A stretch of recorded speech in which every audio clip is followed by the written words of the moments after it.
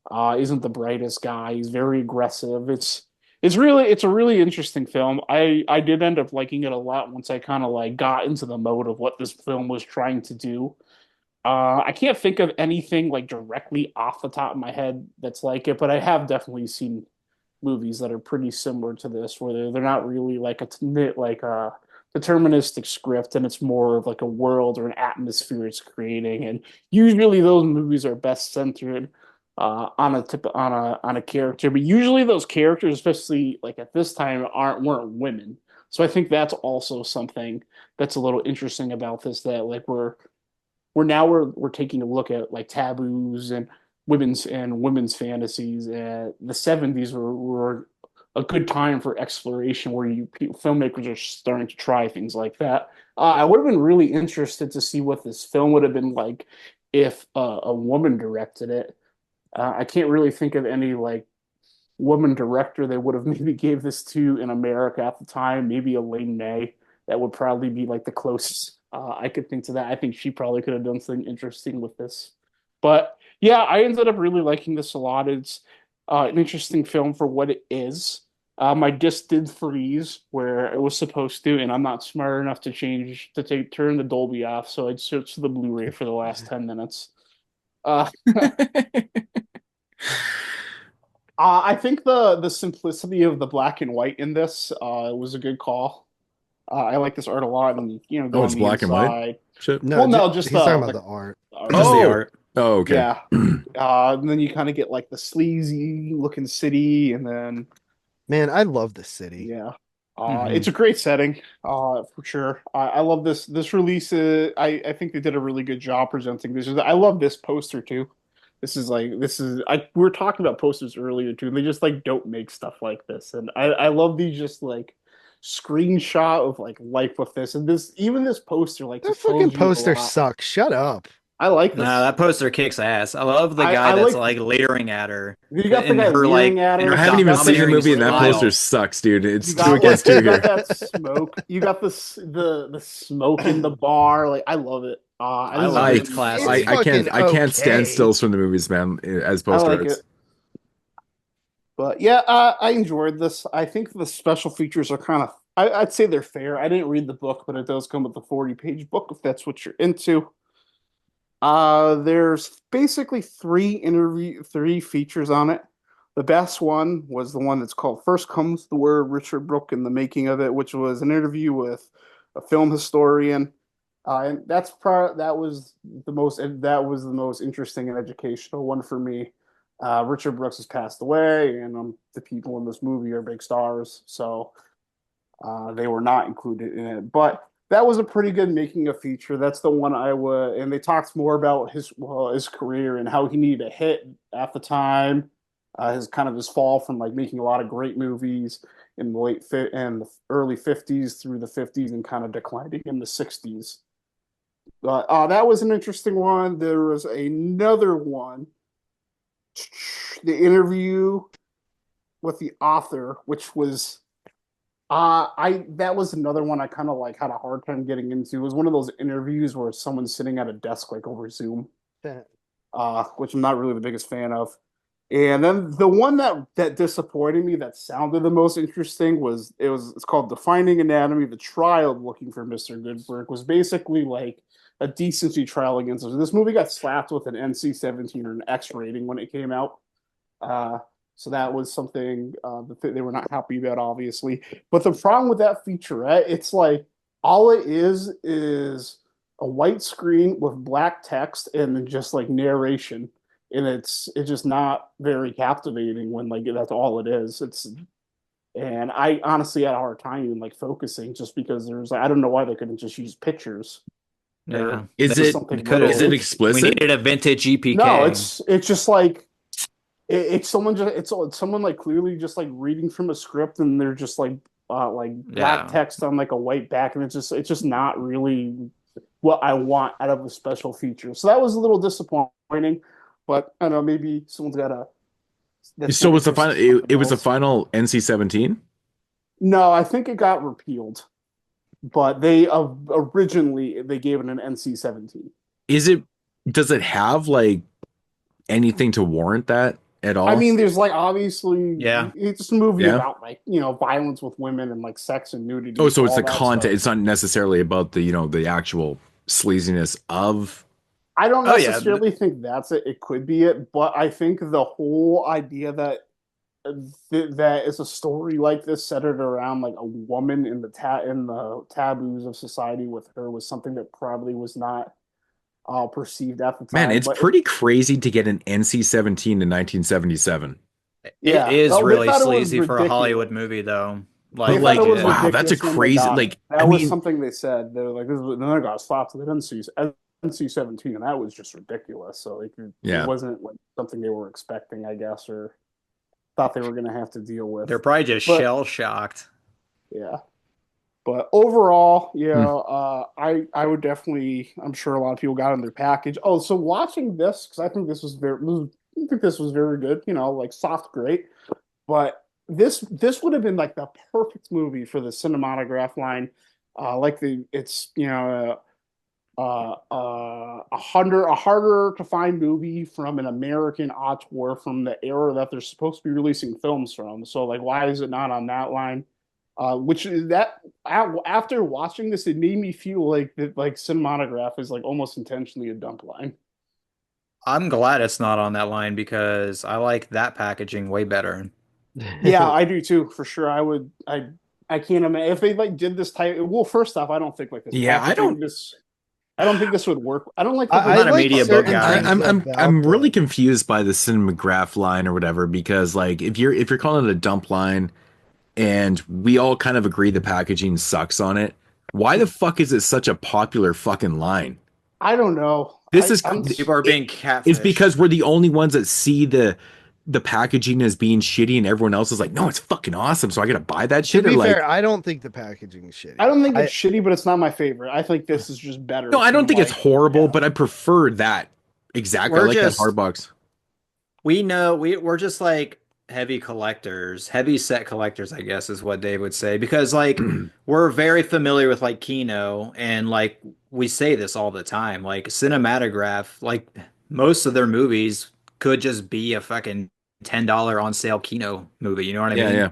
That was my realization. Yeah, they're over polishing some of these turds, man. Like Go Fish, come on, man. I mean, that's a big fucking giant diarrhea that has The Last Embrace crazy packaging.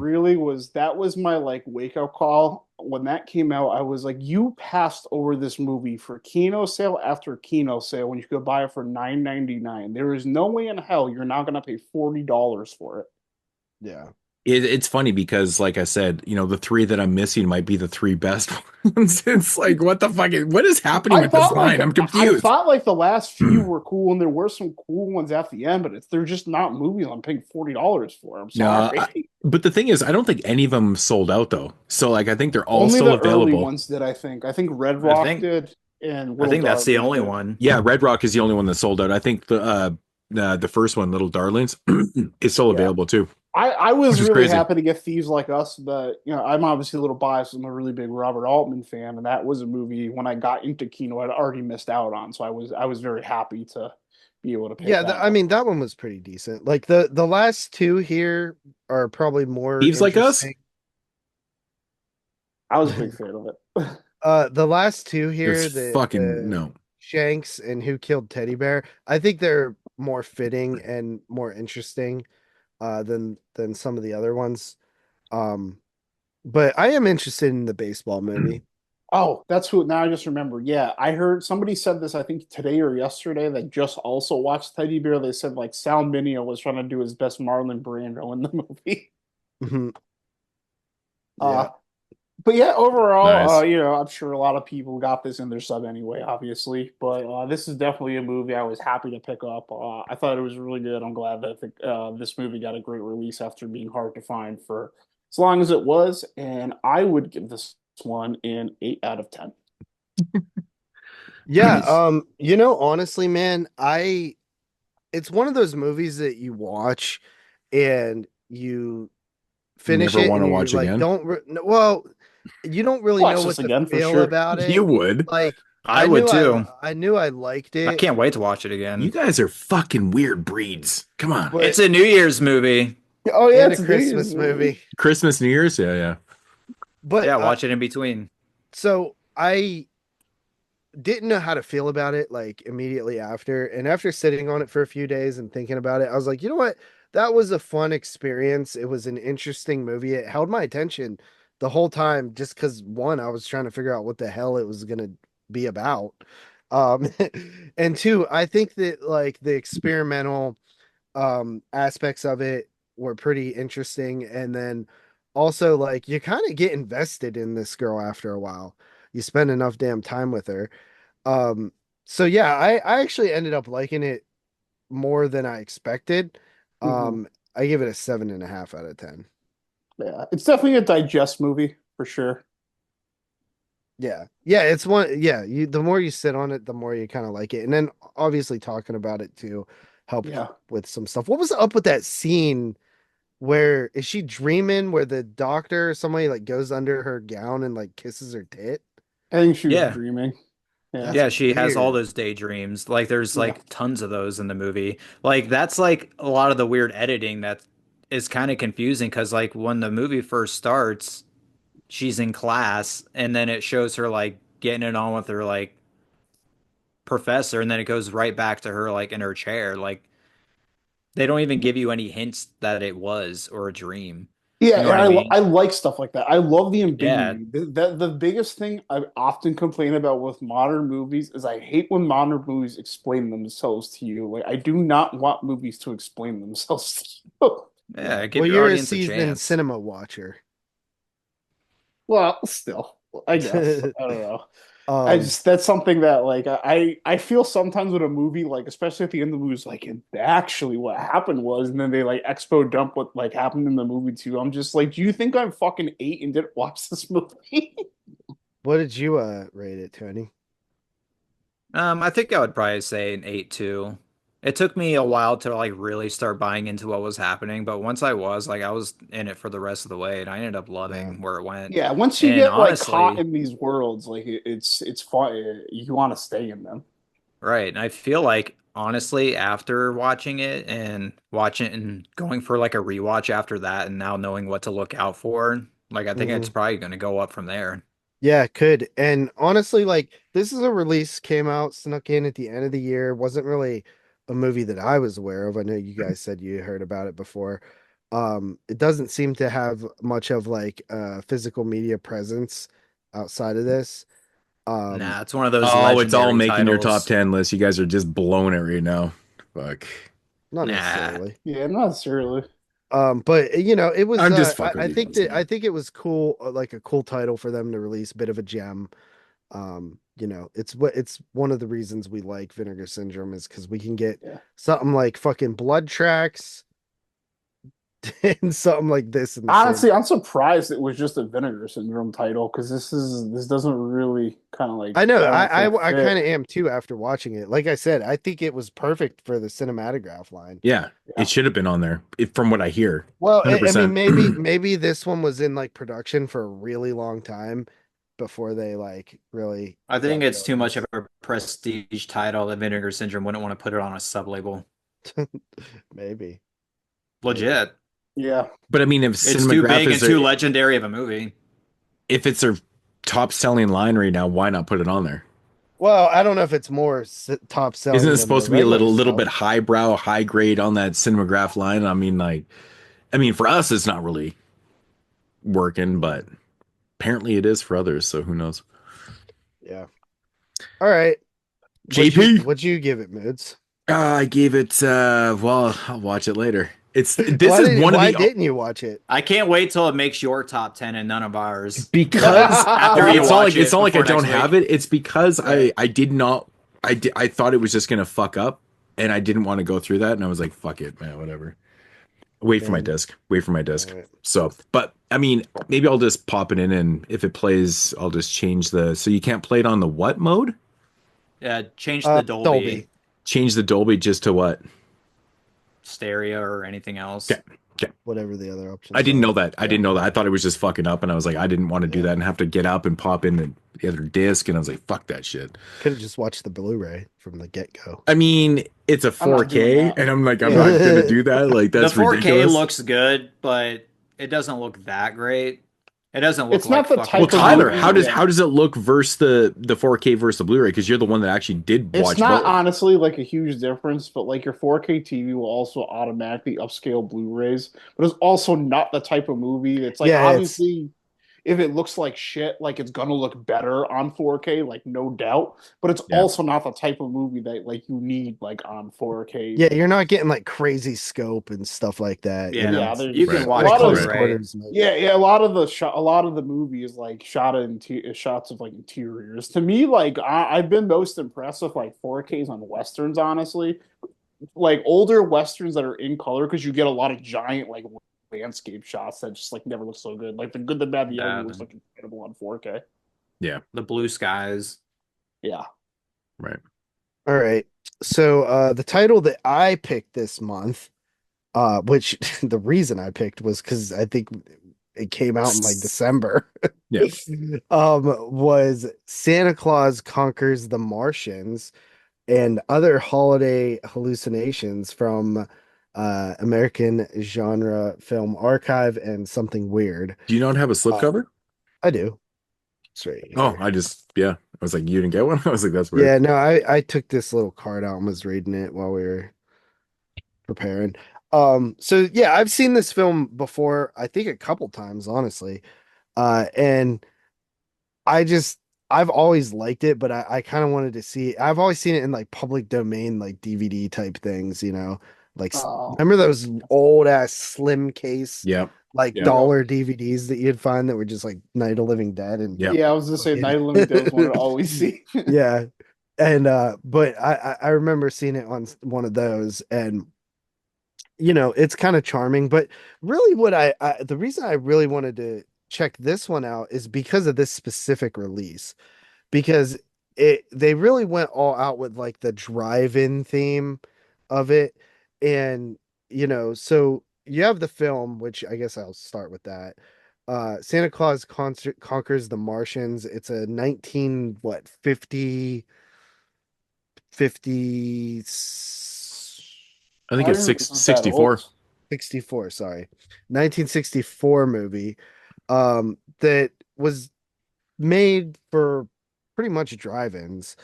And that I think the direct didn't he do another like Santa Claus versus like the Easter Bunny or some shit too? I I have don't no know. idea. I have no idea. Santa Claus. Oh yeah. Santa Claus and the Ice Cream Bunny. Wow. That's a movie. I think so. It's got to be a short. I've never Oh. heard of that. But I want to say that it might have played at the drive-in like the same year as this, like as a double bill or something. I can't remember. I remember watching some video about like old drive-in double features once.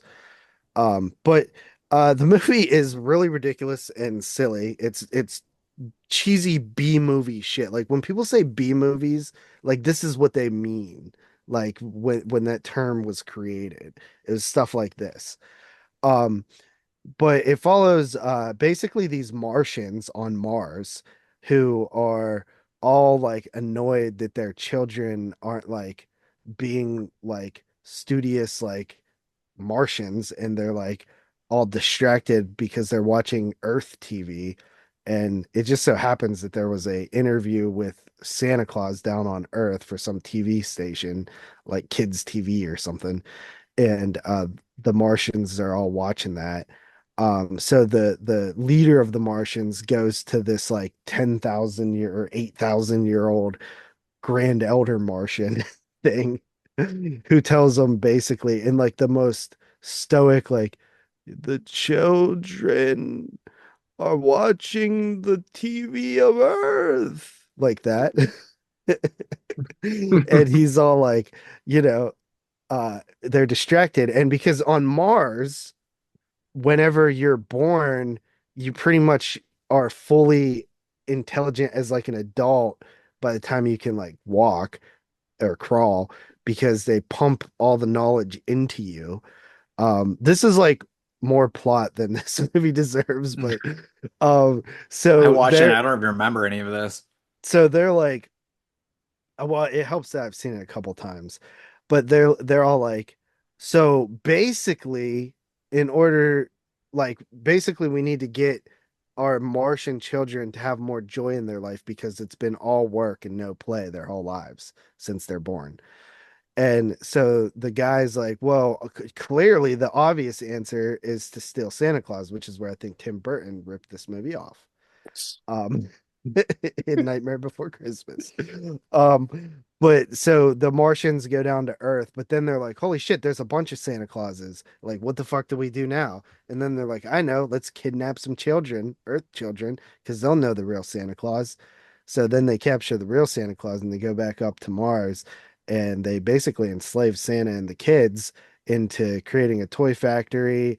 But then there's this asshole Martian guy who's like, Martians should be workers and tough and like basically no play. And he's like, fuck this Santa Claus guy. So he tries to like kill him and fucking sabotage his toy factory. So whenever you're trying to get a baseball bat, it comes out with a bottom of it a baseball bat and the top a tennis racket and dolls with wrong and just wrong toys. That's basically the plot. This movie is incredibly cheesy. All the costumes look absolutely freaking ridiculous. Like the Martians have on these big ass helmets with like tubes going into their brain, and uh, there's literally a robot that looks like me and Tony made it in like sixth grade with cardboard boxes that our mom. Why couldn't we have made that, or you and Tyler? It's funny that you're like me. Maybe we're both retarded, and you guys can just make a better one. Yeah. I was really bad at stuff like that when I was a kid. Yeah, No, he actually knows because I have no artistic just painted value. it with like silver paint and like it's just like cardboard boxes like put together to like make this robot thing. Yep, pretty much. The sets for like Mars and stuff are actually kind of cool, like the backgrounds and shit like that. And everybody's acting is so like weird in this movie. Like it's so serious, but like I'm like it can't be serious. Like they had to have known. What else? Yeah, I mean, fuck. I watched this so long ago at this point, but uh, it's literally stupid. Like the whole movie is stupid. It feels like a fucking kids movie, like a straight up like is. kid. Well, I mean like for like 4-year-olds. You know what I mean? Yeah, I guess. Yeah, Because like there is a lot of kids movies that were made even like in the 80s that aren't necessarily for kids. They're adult films. Mm-hmm. But this one just feels like it was made by the creators of like Barney. Yeah, that had no money to even make like a fucking costume or whatever. Like, dude, it's like Nick Jr. type shit. Yeah. Yeah, definitely. And it does feel like a child movie. It's fun though to me. Like I don't know how you guys feel about this movie. It's not a good movie, but it's like a slice of a different time period, you know what I mean? Like sort of that drive-in era. And that's why I think they went all out on like the design of like the slip cover and stuff like that, making it look like very drive-in-esque and old school. What do you guys have any opinions on the movie itself? I mean, for me, it's like one of those so bad it's amazing films. Like I was watching this movie and the wife, she came home and she's like, what the fuck are you watching? Like she literally said that out loud. And I was like, I'm watching this. She's like, what the fuck? Like she couldn't believe it. She couldn't figure it out. She's like, is it a horror film? I'm like, not really. I'm like, it's like some weird fucking like kids films from the early. Oh, she couldn't figure it out. But it's fun. I think it's honestly, it has this charm to it that is like so acceptable. I honestly, it's a fun movie. I think it's one of those films that if you had some buddies over, you want to watch something really fucking fun, really bad. grab some Yeah, beers. during Christmas time, some eggnog. Yeah, dude, it's like that type of movie because it's one of those things that you can visually look at and just keep watching because it's so aesthetically bad and cheap. But that I think that's the main thing with this movie. It's like super cheap. Everything about the movie is cheap, like the sets, the costumes. I don't think the acting is like the worst thing in the world though. Like I think the acting is No, actually better than the rest of the movie it's not itself. bad acting. No. It's just serious. It feels Yeah. more serious than it should be. Right. But it's funny in that way. It's And like it adds overacting to in a good way. It's weird, Yeah. like in a good. It's bad almost way. like they were stage actors. Yeah, it did feel that way. Yeah. they could have been That's a good point. play actors, right? There were I mean, most of this shit overdoing it. was like on a soundstage. right. Yeah. What about you, Tony? It was the first time watch for me, and I never watched it because all I heard was just how fucking bad it is. But it's not a bad movie. Like it's always fucking horse shit. Like every time I watch like these MST3K movies that people are just dogging on, it's like these aren't even close to being that fucking bad. Like Yeah, I have you never ever watched seen I Beneath the hate that show. Mississippi? I fucking hate that show, dude. Yeah, It's so I stupid. watched one the other week, like last week, and I didn't think I didn't think it was like a great movie, but I was like, it was like not the worst 60 minutes of my life. Like this wasn't like outlandishly like funny either, or you would think an MST movie would. I'm have something holding like that fucking show responsible for polluting people's minds and making people think that all these movies that we love and that actually aren't that bad are fucking terrible and unwatchable. Like Right, that's like, the this is consensus that they put out. It's just a fun, goofy movie. It's like that's what they went out and that's what they set out to make. That's what they made, and there it is. It's like It's just a I don't different know. To time me, period. It's like a It really, seems- really, really bad episode of like the original Star Trek series. You know what I mean? Like that's what It's Yeah, crazy. that's a good comparison. Yeah. Like it feels like very like TV show sci-fi channel movie of like the 60s. Yeah. but it has like a clear focus to it. You know what I mean? Like you were just like explaining the plot. The movie has an actual plot and like an actual like direction to it. Like I don't know. I thought it was a decent movie. Yeah, it's just goofy, old, and yeah. And it's short. It's only like 80 minutes. Yeah. And yeah, it's like a novelty thing. Like Yeah. it's good for it helps that it's a Christmas theme. You know what I mean? Because that it gives you like has a little like edge on just being a weird movie. But yeah, it's like a novelty thing, and I think they really leaned into that with this release as well, which I guess I'll rate the movie. I mean, critically, like maybe like a 3 or something, but I gave it a 5 for fun. That's the thing I too. give It's it- something I say all the time. Like, not watching movies isn't only just about watching movies you think are good. Like, it's supposed to Right, like watching yeah. movies is a whole spectrum of just.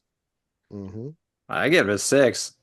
I think Nice. like for what they had, I think they accomplished with more than what they had. I don't know what the budget was, but I feel like they really stretched it. I'm thinking that the budget was bigger for every episode of Mr. Rogers' Neighborhood than this movie. Hey, that's a Pittsburgh. It's That's a so Pittsburgh show, fucking bro. cheap, this movie. It is honestly really, really fucking cheap, but like I've seen this before and I had so much fun with this time. I was like, holy shit, it looks really good. I'm probably at like a 6.5 in there too, man. I mean, it's definitely worth your time. I would rewatch it next year, actually. Yeah, Mhm. yeah. I mean, For sure. this is one I throw on every couple years, probably. But the disc itself is pretty cool. So it really has two features. There's no commentary or anything. The first feature is the Santa Claus Conquers the Drive-In, which is 60 minutes. And it is literally just 60 minutes of like it starts with a couple trailers for Christmas movies, and then it's like just a hodgepodge of ads and commercials and just literally like the inserts that you would see at like a drive-in, like in between movies or like during like a break or before the show or whatever.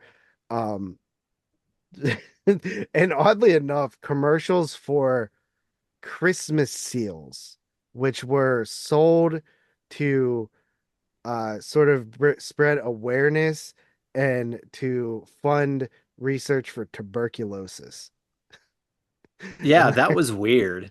That was like a really prominent one on that. yeah, like there were like a couple of them.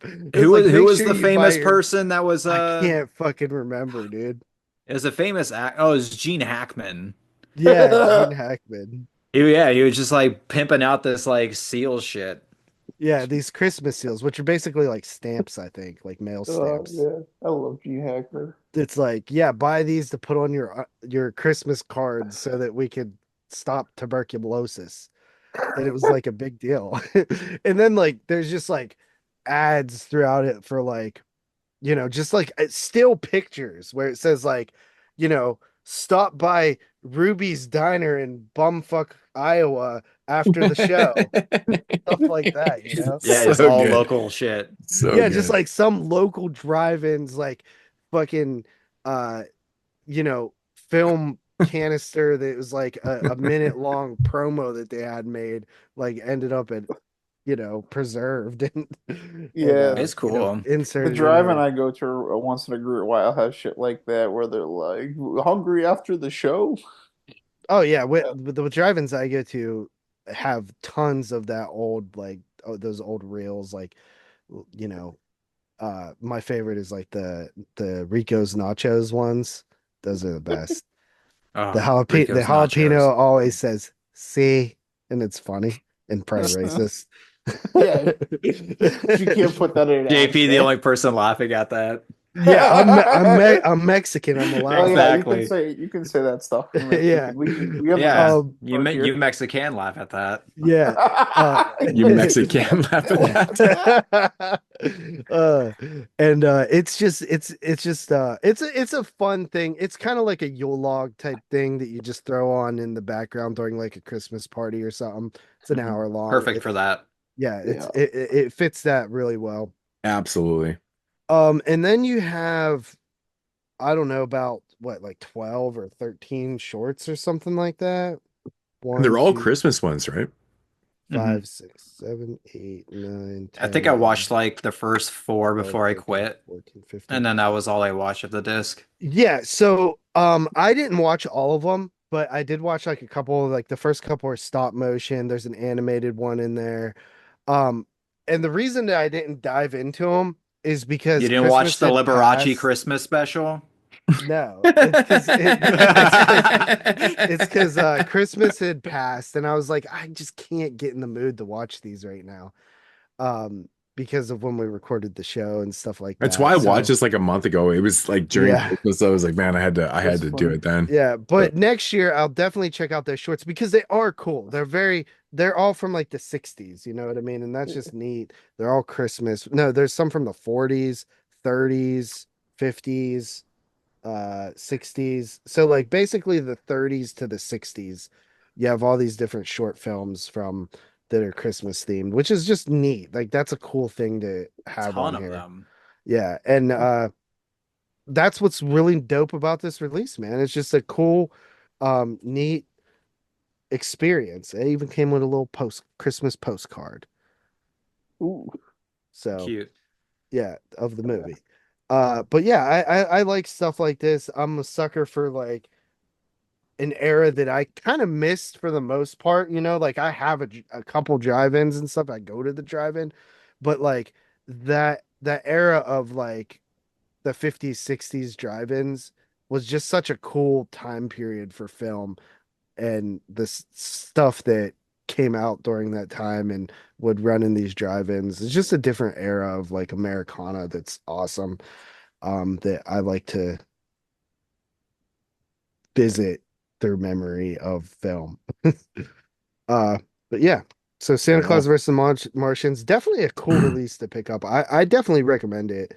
Um, it's a That's fun sweet. release. It's one of the funner releases that I've had in my picks this year on the show. what It do you seems mean? like Agfa I mean, like out of all the ones that I've picked, like to review. No, I mean, Go Fish was amazing. Dude, fuck off. Very fun movie. That was the worst. Literally, we have to have a worst releases of the year category. They're all on the same show. I need to go back to that month and see what you passed up to review that. Fuck, unreal. Yeah, I could probably tell you, but what were you saying about Agfa, Tony? This disc, it just seems like something that like Agfa took literally every piece of like Christmas footage they had and just dumped it on this release. Yeah, yeah. Like which it's it even fucking says loaded. It even says that like the 60-minute Santa Claus Conquers the Drive-In is preserved from original Something Weird SVHS masters. So are a lot of these shorts, were they ever played? Like, were they played at the drive-in? Is that why they're on there? Yeah, a lot of right. So that's why they're there. Would play at drive-ins, like even so they're really short, like maybe 3-4 minutes long. The first one's 8. Right. But the drive-in that I go to, the one that does like the retro stuff, like this year it's Elm Street 1, 2, 3, and 4 the first night. They haven't announced the second night yet. But you know, last September they did like all the Italian films like Cemetery Man and stuff like that. They play stuff in between the movies, like trailers, like short films, like even like how it should be. Like the Bugs Bunny episode or short where Bugs like meets the witch and shit like that, or like the Frankenstein one, like the kind of spooky Looney Tunes stuff, like they'll play those. That shit's fun. Unfortunately, by the time you're like 3 films deep and you're going into the 4th one, you're just like, fucking go. I saw these last year. But I think this release is awesome. One of my favorites of the year. Is that foreshadowing? Well, not necessarily, because one of my favorites is like I have like 30 favorites. You might have one of your favorites for every month of the year. Yeah. So then 2 would miss it. Right. All right. So for my pick this month is a film from 1985. And I believe this is probably one of those films that a lot of us slasher fans were looking for on Blu-ray, you know, finally get a good, you know, kind of region 1 release. And that is Blood Tracks. Yeah, I've seen this movie many, many times. This is definitely the best I've ever seen it in. I believe this is like fully uncut. I had a Italian DVD years ago, and well, I still have the DVD actually. And I feel like it's the same cut as this. I'm not 100% sure. But I do want to note something, because when this release first came out, people were tripping dicks on the audio. Now, I didn't look too much into that. I heard you guys talking about like people were tripping about the audio and stuff like that. What the fuck was going on with those conversations? So basically at the beginning of the movie, like when they're doing the music video for the Blood Tracks or whatever. Right. Like the audio randomly switches from like channel to channel. So it's kind of like jarring, but it only does it for a little bit, and it's only noticeable really at the beginning. People thought it was an audio issue, like is that just for how the disc in the movie, like how they filmed so it? whoever digitally remastered this, were they just over panning it? Is that what they were doing? No, that's just how it is. I have the movie on tape, and it plays the same exact way on VHS. It's just the source. Okay, so yeah, so that's just the way they panned the sound mix is the way it is. Okay, so yeah, I didn't notice anything. Originally, when I heard there was a sound issue, I was like, oh, is there hissing? Is there fucking, you know, all that type of shit? Remember that whole body bags thing back in the day? Because there is a lot of hissing, and that was the source master. That sounds like shit. It does sound like shit. Which is unfortunate, because I think that's like the best it's ever going to be, because I think the master actually is like that. So someone fucked up with that. If the film was like that originally, like I don't really have a problem. No, I think it's the way it was mastered, like the way the prints were. I don't know, something went wrong with body bags, but yeah. So anyways, to note on the audio on Blood Tracks, fucking sounds great. I mean, you're not going to get any better release than this. Blood Tracks. It's amazing. It's honestly amazing. So basically, Blood Tracks is a very simple Hills Have film. Eyes. Yeah. Now it's coming back to me. I was like, man, I watched this like 2 weeks ago, and I don't remember shit about it other than the music Hills Have video. Eyes. That'll Yeah, spark that's your right. memories. Yeah, So- no, it did. Like now I remember all the stuff. So Blood Tracks is essentially about a film crew that's, you know, shooting a video for a rock group, like the Swedish rock group, but they're supposed to be American, I guess, in the film or whatever, because it's supposed to be shot in America, hence Colorado, you know, avalanches and stuff like that.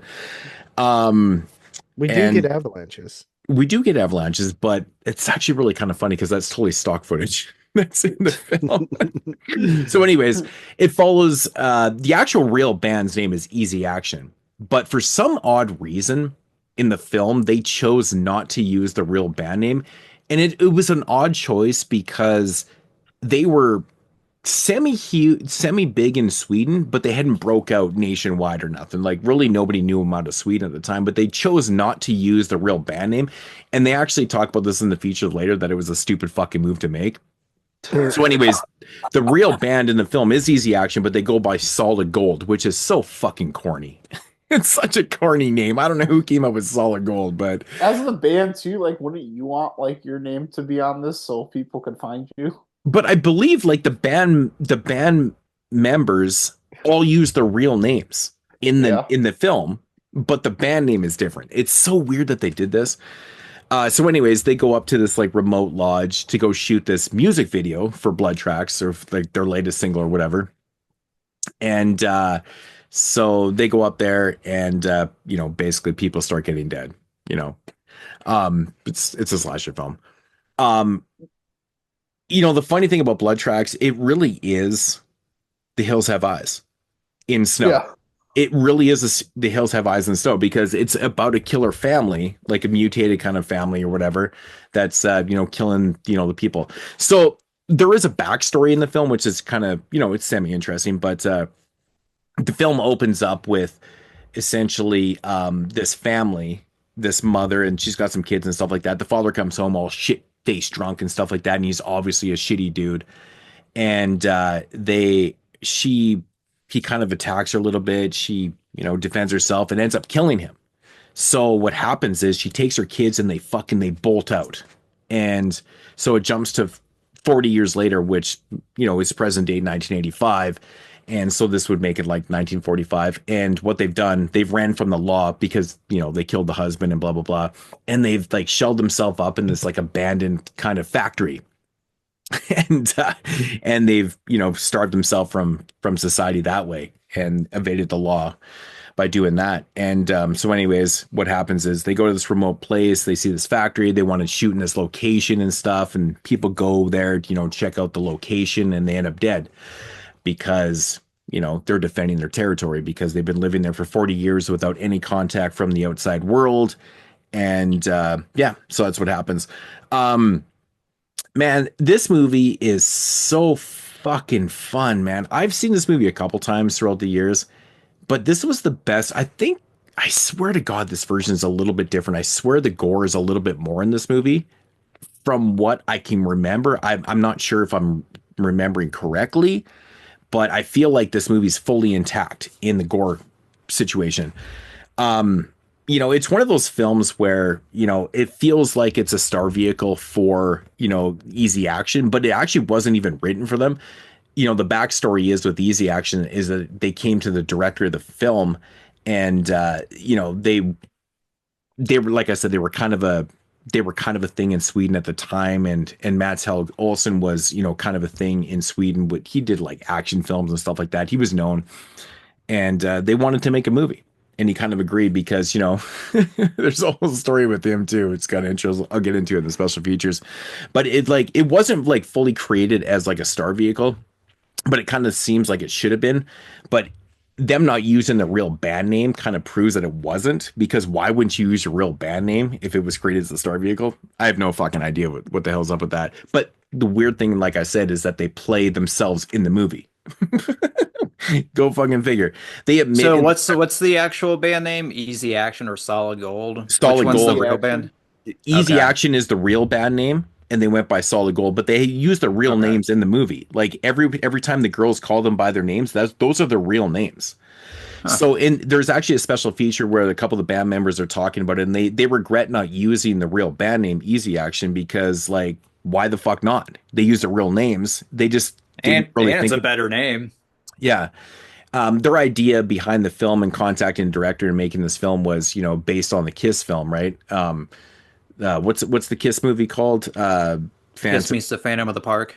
Phantom of the Park, yeah. So they had saw that Detroit film, Rock City, and they thought that was kind of a cool idea. But the thing is, two amazing movies. It was different because, like, Kiss at the time they made that movie, they were obviously an established worldwide fucking phenomenon.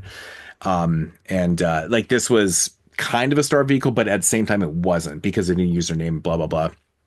But Blood Tracks is one of those interesting films of the 80s that you watch the movie and you distinctly recognize a lot of characteristics of a very well-known film called The Hills Have Eyes. But this is just The Hills Have Eyes in the Snow, and it really is that. So when I'm watching this movie, and I couldn't fucking figure out why the fucking family members, like, what'd you say? The slopes have eyes. Yeah, the slopes have eyes. The slopes have eyes. Did I say that?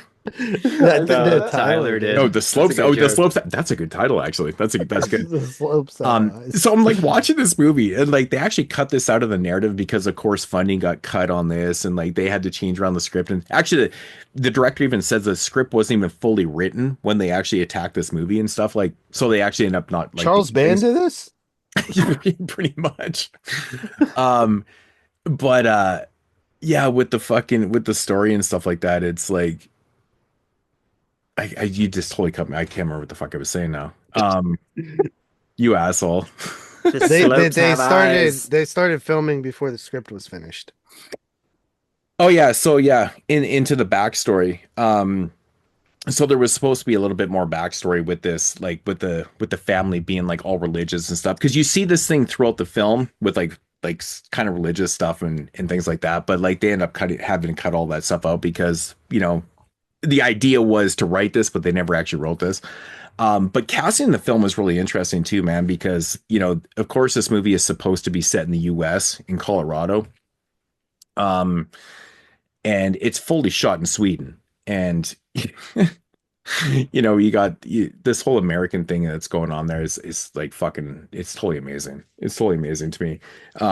There's actually a character in the film that plays the sheriff that's actually like a legend in Sweden. Like, this guy opened up like disco bars, had this like amazing magazine called Speakeasy and stuff like that. He's do you guys remember that character? You guys all watch this film? Mm-hmm. Yeah, I don't remember a lot. This was the one I watched the earliest. I thought that was really cool casting because this guy was like a super legend in Sweden and stuff like that, and they cast him in the film and he plays a sheriff and stuff like that. Pretty cool stuff. But the casting is really interesting, man, because like it's a Swedish film, but like pretty much everybody cast in this film is like British actors, actresses. Like all the groupies in the film are like British actresses. There's like a Canadian in there. There's like an American. There's like no Swedish people in this fucking movie. It's like super bizarre. But yeah, Blood Tracks. Anyways, getting back to like the actual film. This is one of those films that is surprisingly not your standard slasher film. It really isn't, because a lot of slasher films from the 80s, retrospectively have low body counts. This one right here has this standout high fucking body count, like just nonstop fucking kills in it. It's crazy, man.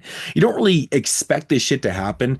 Like a lot of our lead characters, obviously the band, these guys start to get picked off, but everybody starts to get picked off, and the body count goes up to about 20 in this movie. It runs about 90 minutes. There's like a 20 body count, and almost every kill is on screen. It's absolutely fucking crazy. I think this movie is super underrated in terms of, even the effects in it. Like there's some pretty decent gore, but like the actual body count and stuff, pretty crazy. I mean, story wise, it is what it is. It's about this family. Oh, that's what I was actually getting back to, or trying to say earlier, was the family. They've been living out in this abandoned, factory for 40 years. And I couldn't figure out why the fuck they looked like they looked like. And I'm like, why the fuck? Because it doesn't make any sense because it makes them like look mutated based on like years of like breeding and like living up in there, but it's only been 40 fucking years and it's the same people. And it's literally the same family. It's the mother, obviously, with her 4 kids. It's spooky. And it doesn't have the generations of inbreeding. they explain it away in the features is that this is something that was left out of the script. They were supposed to explain is that the reason why they look all mutated and shit like that is because they've been frostbitten from living in a factory that has no heat and stuff like that. So they've been frostbitten for years. So that actually started to make sense for me. I'm like, oh, so they're mutated because of the, you know, the weather. They're conditioned to the weather. I just thought of something. We've got multiple Frostbite movies tonight and multiple sign language movies tonight. And what's up with that? There's a lot of music in this movie. Like the theme song in fucking Santa Claus Conquers the Martians. Never, ever fall asleep watching this movie. You will wake up to the most annoying features too. the most annoying fucking thing you will ever hear will play over and over again. But Cannibal the musical, obviously. And then this film has like musical numbers. Even the Keef's got that like Tangerine Dream track. Yeah, and Looking for Mr. Goodbar has that legendary like licensed soundtrack that no one could ever get. Yeah, it's like one of those things where like this whole episode is like musically themed. Yeah, and I mean, honestly, Easy Action's music in the film is really good, man. Like they wrote all the songs in this film like pretty much on the go. You know, like the whole movie kind of came together super quick. Like the casting was like, okay, you're doing this, you're doing that. You know, it's low budget filmmaking, right? But they didn't have the songs prepared. They actually wrote the songs pretty much on the set. And so they recorded all those songs there. It's like kind of crazy, man. I'm like, holy fuck. Pretty wild shit, man. Yeah, like honestly, this movie surprised the shit out of me rewatching this because I couldn't believe how heavy the body count was, but even how good the kills were. Like there's a nice little fucking decapitation scene.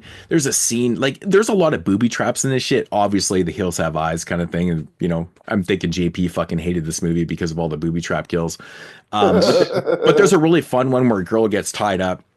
She gets bound up and stuff like that. And she gets basically this huge, like kind of metal like rope kind of thing, cuts her in half. There's a good like kind of guillotine thing that, you know, goes through the chick. You know, honestly, the kills are pretty good. There's one kill in this film I thought was really interesting where a girl gets picked up and she gets thrown over a ledge and she lands on a rebar. And there's actually an interview with that girl on the special features here. And she talks about how she said it was pretty crazy because, you know, it was her first film that she'd ever done. And the fact that, like, you know, you're super naive on a set, you know, like, how did we do, you know, these stunts and stuff like that.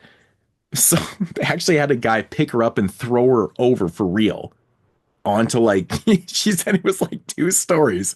They threw her over. She fucking lands on whatever she lands on. And then that's how they did the effect. So that was her body actually being thrown over, obviously not landing on the rebar. And I was like, holy fucking crazy. No boundaries. No boundaries. But I guess all the effects were done. There's a scene in the film where actually the girl that's on the cover here, I think that's her anyways. She's on the cover a couple times. Get to see her boobs and stuff. There's a scene where she's actually driving away on the sleds and stuff like that. She did all those stunts herself. And like, it was like, we have nobody on set to do these stunts. You can drive this shit and like fall over. And she said people were getting hurt and stuff, but they're like, fuck it. We're doing it anyways. It's pretty awesome stuff. Fine.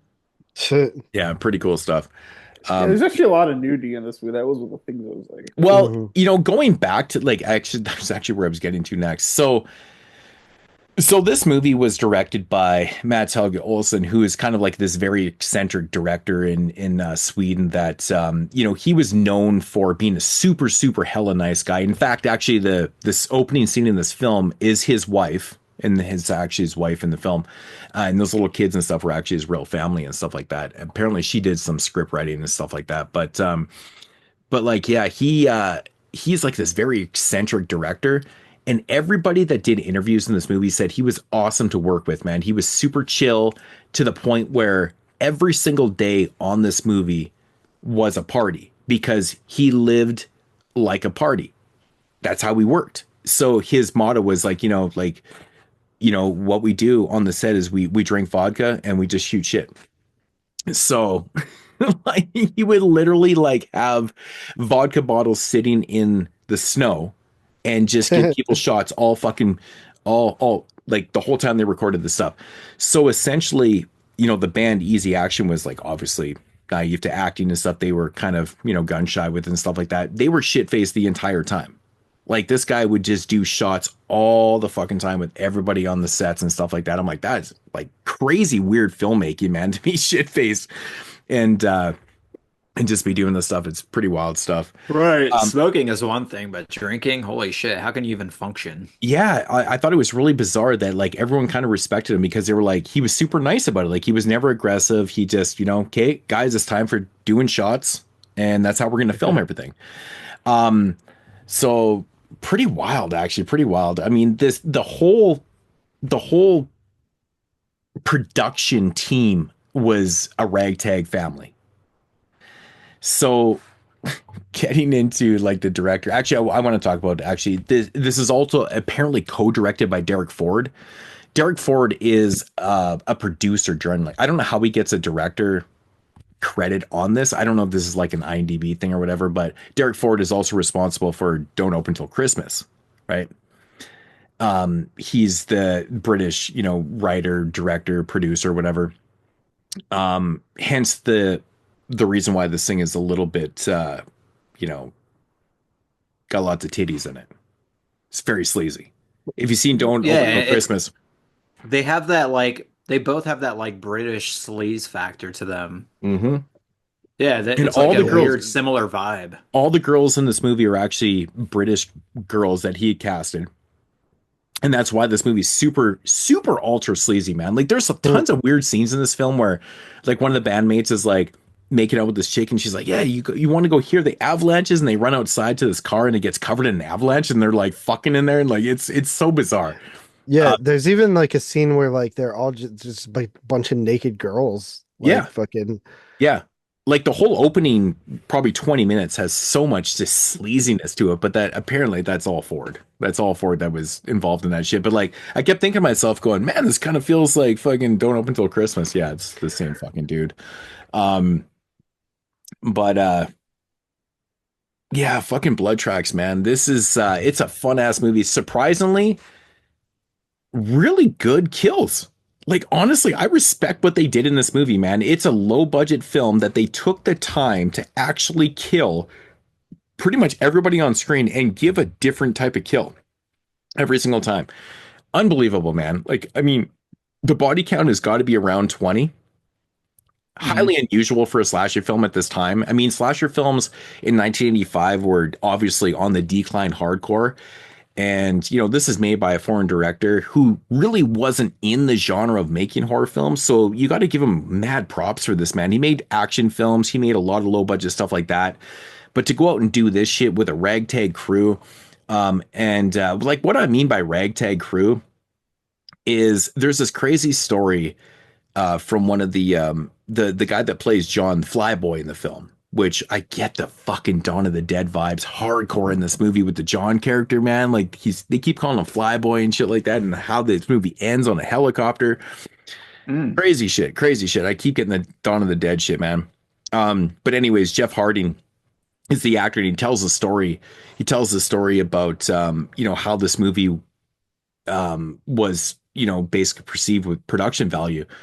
The production crew, and he goes, the crazy thing about this director is that he had done some tax shit that wasn't good, and he went to jail.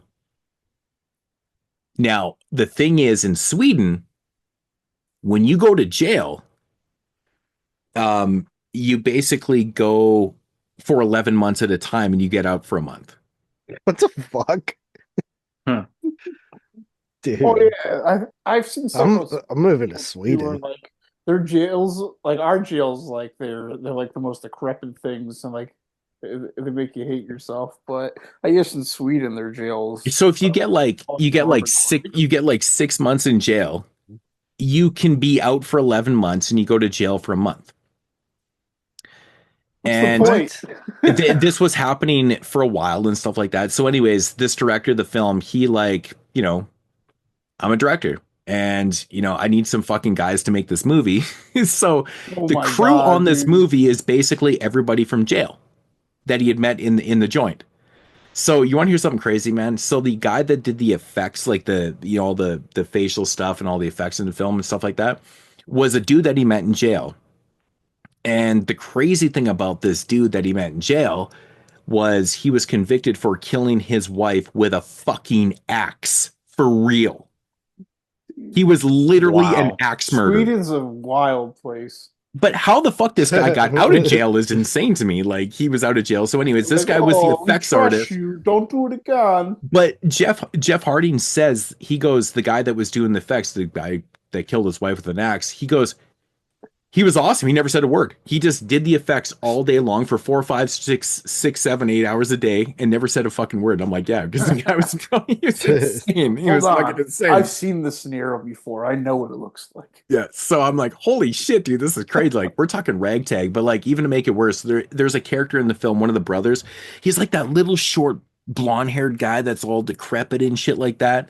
They hired on this guy because like he was dying of cancer, and they're like, well, we need to give him some work and stuff like that. So they made him like, oh my God, this is hilarious. They made him one of the fucking brothers and stuff like that. I'm like, holy shit, dude, like whatever. He's gonna die anytime soon. So holy shit. So that we don't have to pay him. So anyways, that was the guy that was doing, so apparently he was from jail too, but they were doing they needed a sound guy, which I thought this was the funniest thing about the movie, because in the movie, we're watching a film crew film, a music video, and they have like decent equipment, right? They have like all this type of shit, but actually in the movie, that must have been just all prop stuff. But in the movie, so this is one of the reasons why they actually end up having to redub the entire movie, which is another story in itself. It's because that dude that was dying of cancer was the sound guy, and they filmed this. They filmed this sound with a fishing rod and a little fucking microphone hanging off the fishing rod. That's how they filmed the sound. What? No fucking lies, dude. He goes, his sound came out so bad that they had to fucking redub everything and stuff, like everything. But of course, a lot of the people they couldn't make the, the dubbing and stuff like that. So the girl that plays, like our kind of lead woman or whatever, like the singer, she ended up doing the voices for like a lot of the characters, because they called her back. So I thought that was kind of interesting. But dude, this movie just has like endless fucking stories, man. It's ridiculous. But yeah, Blood Tracks, man. Oh, what a fun ass time, man. What a fucking fun movie, dude. Like, honestly, I even rewatched it last night, and I'm just like, dude, this movie, why is this shit like not like one of my favorite movies? Because probably I didn't have a so like this, but it's fun. It's fun. So they're like, in the film, they talk about doing the avalanche and stuff like that. So in reality, what happened was they actually tried to create the avalanches themselves. And what happened was they actually put dynamite into the mountains in Sweden, and nothing happened. They did a couple times. They discharged, nothing happened, stuff. So the avalanche footage that you see in the film is actually stock footage, right? Yeah, it's pretty obvious. It's obvious, obviously, but like they talk. But I give them kudos for trying to create their own fucking avalanche. They actually tried to do it, and blowing up a mountain, and it didn't fucking work. So. Pretty interesting stuff, but yeah, like lots of really crazy stuff, man. With this, man, I mean, features, man, like there's pretty much just all interviews with cast members and stuff. Like the one girl that plays like the lead in there, she was actually a real life flight attendant for Pan Am at the time, who was working as an actress and stuff like that. And like I said, pretty much the entire cast was not Swedish; it was all pretty much British and like one Canadian, one American. I think one of the most bizarre features on the disc is the interview with the band members. So there's two of the band members, not the lead singer, because the lead singer, Zinzen, he actually left the band, I think a year after this movie actually came out, and he's still to this day recording in Hollywood. Like, that guy's still doing fucking music. I'm like, that's crazy.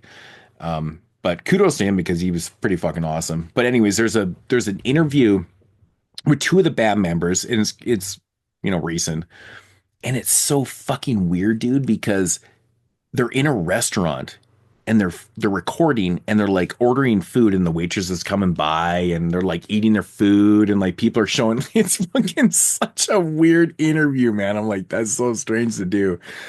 But like they kind of remember shit a little bit different. Like one of the band members says like they actually did the avalanche, and I'm like, there's like 3 other interviews saying it was totally stock footage. I'm like, this is so fucking weird. So it's funny when you watch these interviews from certain people and they say similar but different stuff.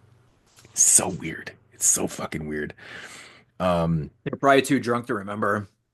Could have been, actually. It's funny because like the one dude in the band, the other guy obviously was a drinker because the first thing he did when he showed up to the table was, oh, I need a beer. And he was like 20 minutes late because the interview was already going for 20 minutes. But the other guy apparently was like super, he even talked about how straight edge and how like, you know, how straight his head is on and stuff like that.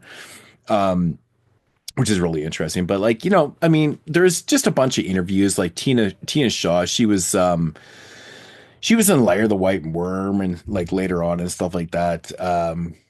You know, I mean, honestly, a lot of the interviews pretty much discuss the same type of stuff. Even the commentary, it kind of goes into the same stuff. It really doesn't do a lot of extra stuff.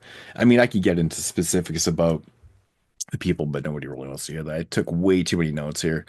But yeah, I mean, I thought some of those little tidbits about the cast and crew was really interesting about Blood Tracks, man. It's one of those productions that's like so bizarre because, like I said, you know, the director wasn't into the genre, but wanted to do a fucking horror film and like comes up with this. And, you know, mad kudos for having basically no money and doing this with it is pretty crazy to me. You know, I love it, man. It's got a great soundtrack. You know, it's got the sleaze factor, it's got the kill count, it's got the effects, you know, it's got the setting, which I think is really cool. I mean, you know, where they shot at this mountainside kind of resort thing. The abandoned factory was actually in a totally different, it was like 4 hours away. So like when you see them cutting to like, you know, this and that, like they shot all the shit at the resort, you know, in the first month or whatever, and then they had to go over there and do that and stuff. I love that filmmaking, man. You know, but really fun stuff, man. I mean, listen to music by Easy Action. This, man, I think it's fucking great. Blood Tracks is awesome, man. It's fucking great. Mm-hmm. Actually, the commentary, JP, what's her name? Amanda Reyes. She's on here. There's some really good stuff on here. You know, obviously Amanda Reyes, right? Yeah. You know, you like her. Yeah, she's really cool, man. A lot of good insight. I don't want to give everything away about that, but like they go into some pretty good stuff. I don't really like the guy that hosts it though. Like, dude, he does one of the interviews on here and it's really, I just don't like the dude, man. I just think he's obnoxious and it's kind of annoying, but you know, it is what it is. But Blood Tracks, man, definitely one of my favorite releases of the year. I mean, I'm a huge slasher fan. That artwork, classic shit right there. Love it, man. Love it, love it, love it. The transfers, dude, got it on rocking VHS. the VHS, man. That's awesome. That's fucking Is that awesome. like clamshell? Yep. Yeah, it's not even a cut box. Wow. It's actually a clamshell. That, like, Yeah, not on a straight up Disney clamshell. That's awesome, man. That's pretty cool. Is that an American release or is that a foreign release? It's Because American. I've never actually seen that before. I've seen a slip box, but It's a Vista home video. so it's American. Based out of New York. Yep, that's American. Yep, interesting. They're really selling it based off of the Nightmare on Elm Street from the year before. Yeah, and so that's actually one of the things with this movie. The reason why it came out, I think, kind of being like The Hills Have Eyes in the Snow, is that it was one of the same production companies that was involved with releasing Nightmare on Elm Street 2. It wasn't like New Line, but it was the sub distributor, whatever. Smart Egg. Yeah, so they had the same. There's a connection there, and so that's how it kind of came out like that. You know, it's funny because watching this back in the day, I never even put the connection together with The Hills Have Eyes. I just didn't because it was snow and I just didn't really correlate. But like when you actually think about it, fuck, it's like this mutated family, which we know is just frostbite is actually mutated. But but it literally is the same fucking thing. But they were smart about it. Like, I mean, Nightmare on Elm Street was huge. Hills Have Eyes. Got this whole Wes Craven connection to this. Let's do this movie like this. But, you know, they did their own thing, you know, and I gotta say, man, you know, for somebody that was in jail for killing his wife with an axe, did pretty decent effects on, you know, the makeup effects and stuff like that. They look okay, you know, and, you know, there's Do you know a if lot they of, did anything else after that? I don't think so. I mean, like I said, I think Jail? probably them up. back to jail because they only get out for a month a year. It'd be great if he did more. They go to back to jail for every month or whatever. But, yeah, there's pretty decent, you know, stories and stuff like that. But I will say though, like the Jeff Harding interview on here, man, is probably the best one. Play It Straight. It's about 60 minutes. So total wise, besides the commentary, there's like 2.5 hours of like interviews on here. So there's tons of shit to go through. I did watch them all, and the commentary. Pretty good the stuff. only movie they did makeup on. Yeah, probably. Just this. Yeah. But Which the is fact cool. but the fact that dude killed his wife was the craziest shit, man. Jesus. Killed his wife, did effects for one movie. What a life. Yeah. I just think it's really cool though, like how they talk about how this movie wasn't even fully written. Apparently that was a thing with the director though. Like he would never actually go onto a set. Like they would cast their films and they would start filming and this script would never be done. So if, like everybody on the script or everybody in that starred in this film said they never actually read a full script, but they just kind of read pages or whatever. It's like, it's so That's what Terra Firma is, right? Didn't they just shoot that and then like build it afterwards? Yeah. Yeah. Yeah. But I mean, it's kind of like, I mean, there was a, you know, a plot line to this. There was a blueprint. There was a blueprint to foundation. this, and they had ideas and stuff like that. And apparently, like Jeff Hardy even said, he's like, there was other stuff that was supposed to be shot that they just didn't shoot, probably due to the party. So, no, it was a little bit of, you know, obviously, budget and stuff. Like one of the characters was supposed to burn in the lodge and stuff. They had to cut that out because it's, you know, kind of what it is. But even though they even had they even had a kill in the film, which was so fucking brutal. That one character who is standing there and gets doused in the gas and shit and lights on fire and stuff. Like they did some crazy shit in this movie. Like for a movie that shouldn't be as good as it is. And like, man, they really fucking knocked it out of the park with the kills, man. Like, I swear to God, there is 18 to 20 kills in this movie. And they even set it up for a sequel, you know, with the one brother. I mean, when they blow his fucking arm off with the shotgun, dude, I'm like, damn, dude. But he's so fucking boss. He's like, no, I'm just gonna clot that shit off with a shovel. It's fucking awesome, man. Really good stuff, man. Yeah, I don't know, man. I think there's, yeah, just a bunch of random shit about the characters and stuff. But yeah, Blood Tracks. I'm giving this one an 8 out of 10. I love Blood Tracks. I think it's fucking phenomenal. It's one of those films that I love. I love shit set in the snow. I love great soundtracks. I love great kills, high body counts. I love sleaze. What is not to like about Blood Tracks, man? It has it all. I mean, it is like the least American Swedish film ever made, but it is what it is. I love it. So, what do you guys give this one? I also give it an 8 out of 10 for literally every reason you said. And because it's 82 minutes, which is that nice little sweet spot. And specifically because I'm a huge lover of heavy metal horror, like on top of like loving like good like soundtracks and horror. Yeah. So just, yeah. I gave it a 7 out of 10. So what are your thoughts on it? Did you not enjoy the kills? I've seen it before. I definitely appreciate the Vinegar Syndrome transfer because whatever version I watched back when Oh yeah. we cut, Like that was shot in scope. I don't even think we even talked about that. Like that's shot in like 236.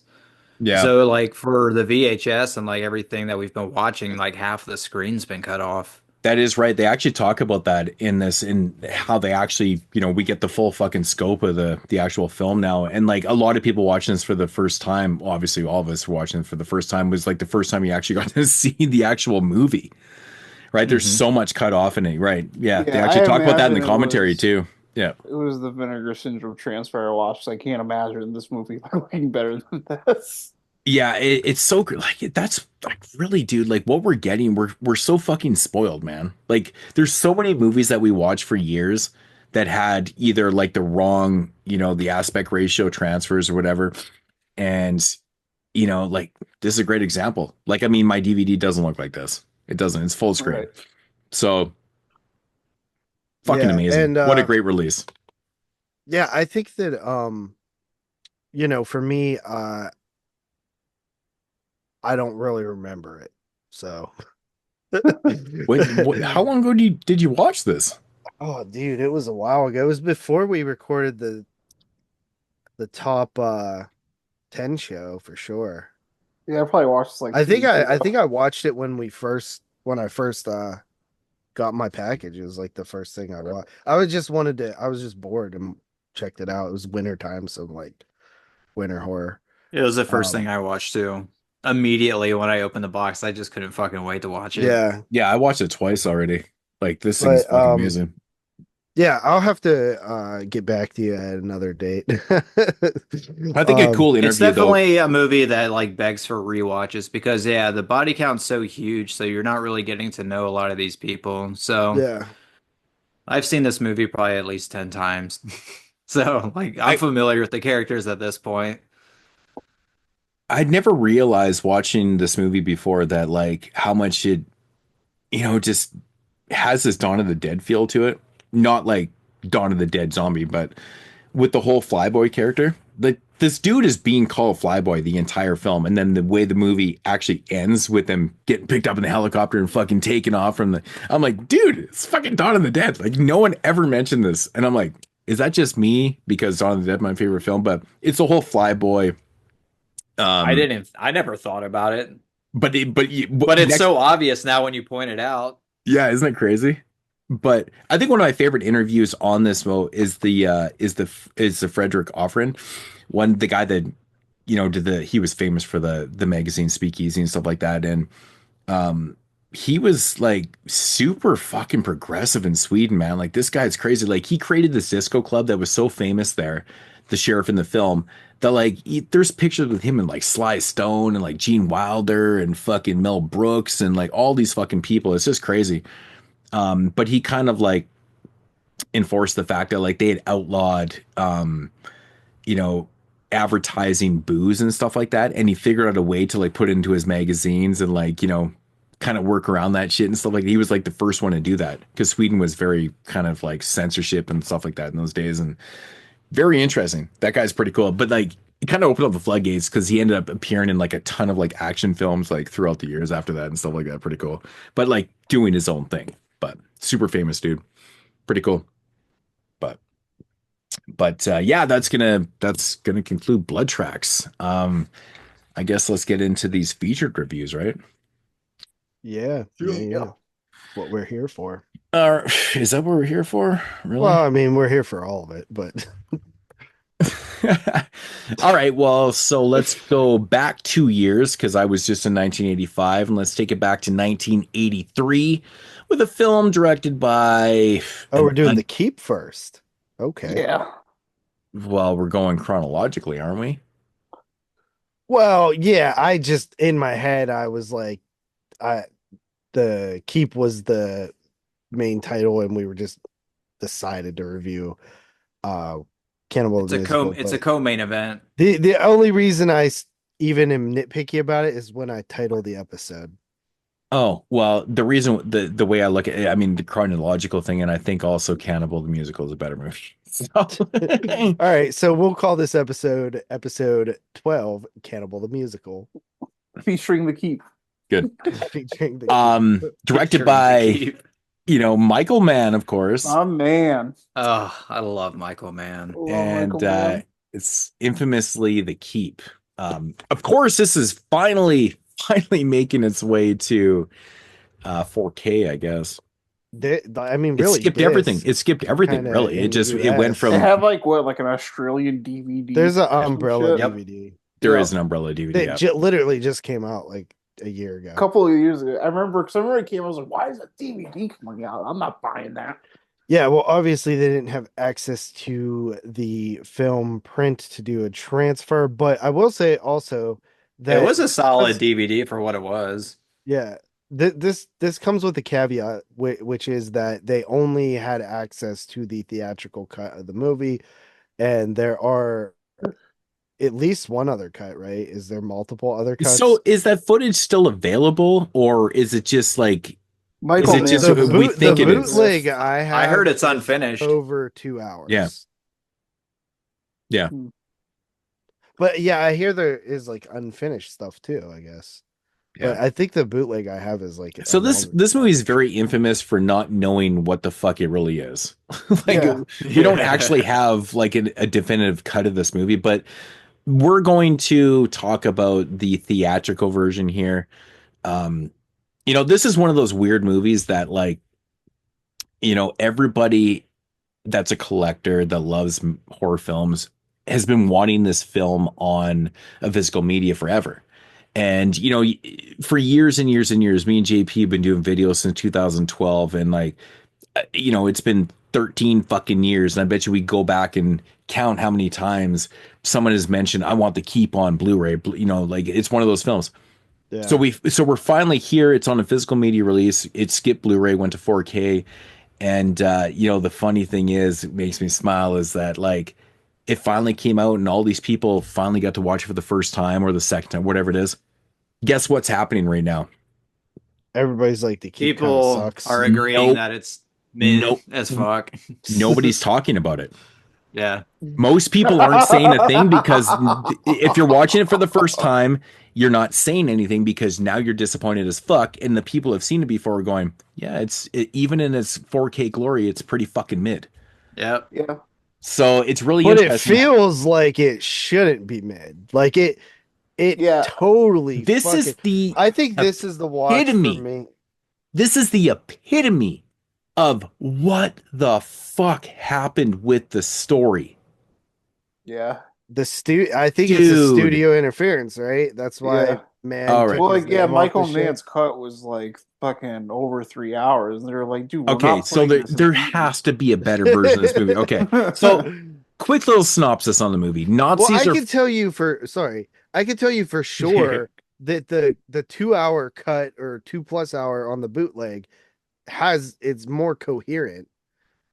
Right. Yeah. Right. Wait, there actually is a bootleg that's out there? Yeah, I have a bootleg. I'm pretty sure it was like a 2 hour cut. I'll have to double check on that. Actually, I don't want to watch it. I'm good on the Keep for now.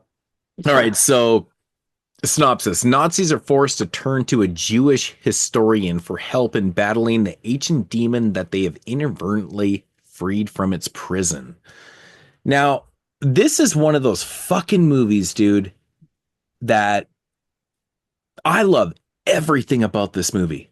I think it is shot so fucking good. Yeah. It sounds good. It looks good. The colors are vibrant. The creature, like the demon's fucking awesome, dude. The sets are awesome. Yeah, it almost feels like Clive Barker-y in a way. Dude, it's so good. It has this weird fantasy element to it that just feels so cool.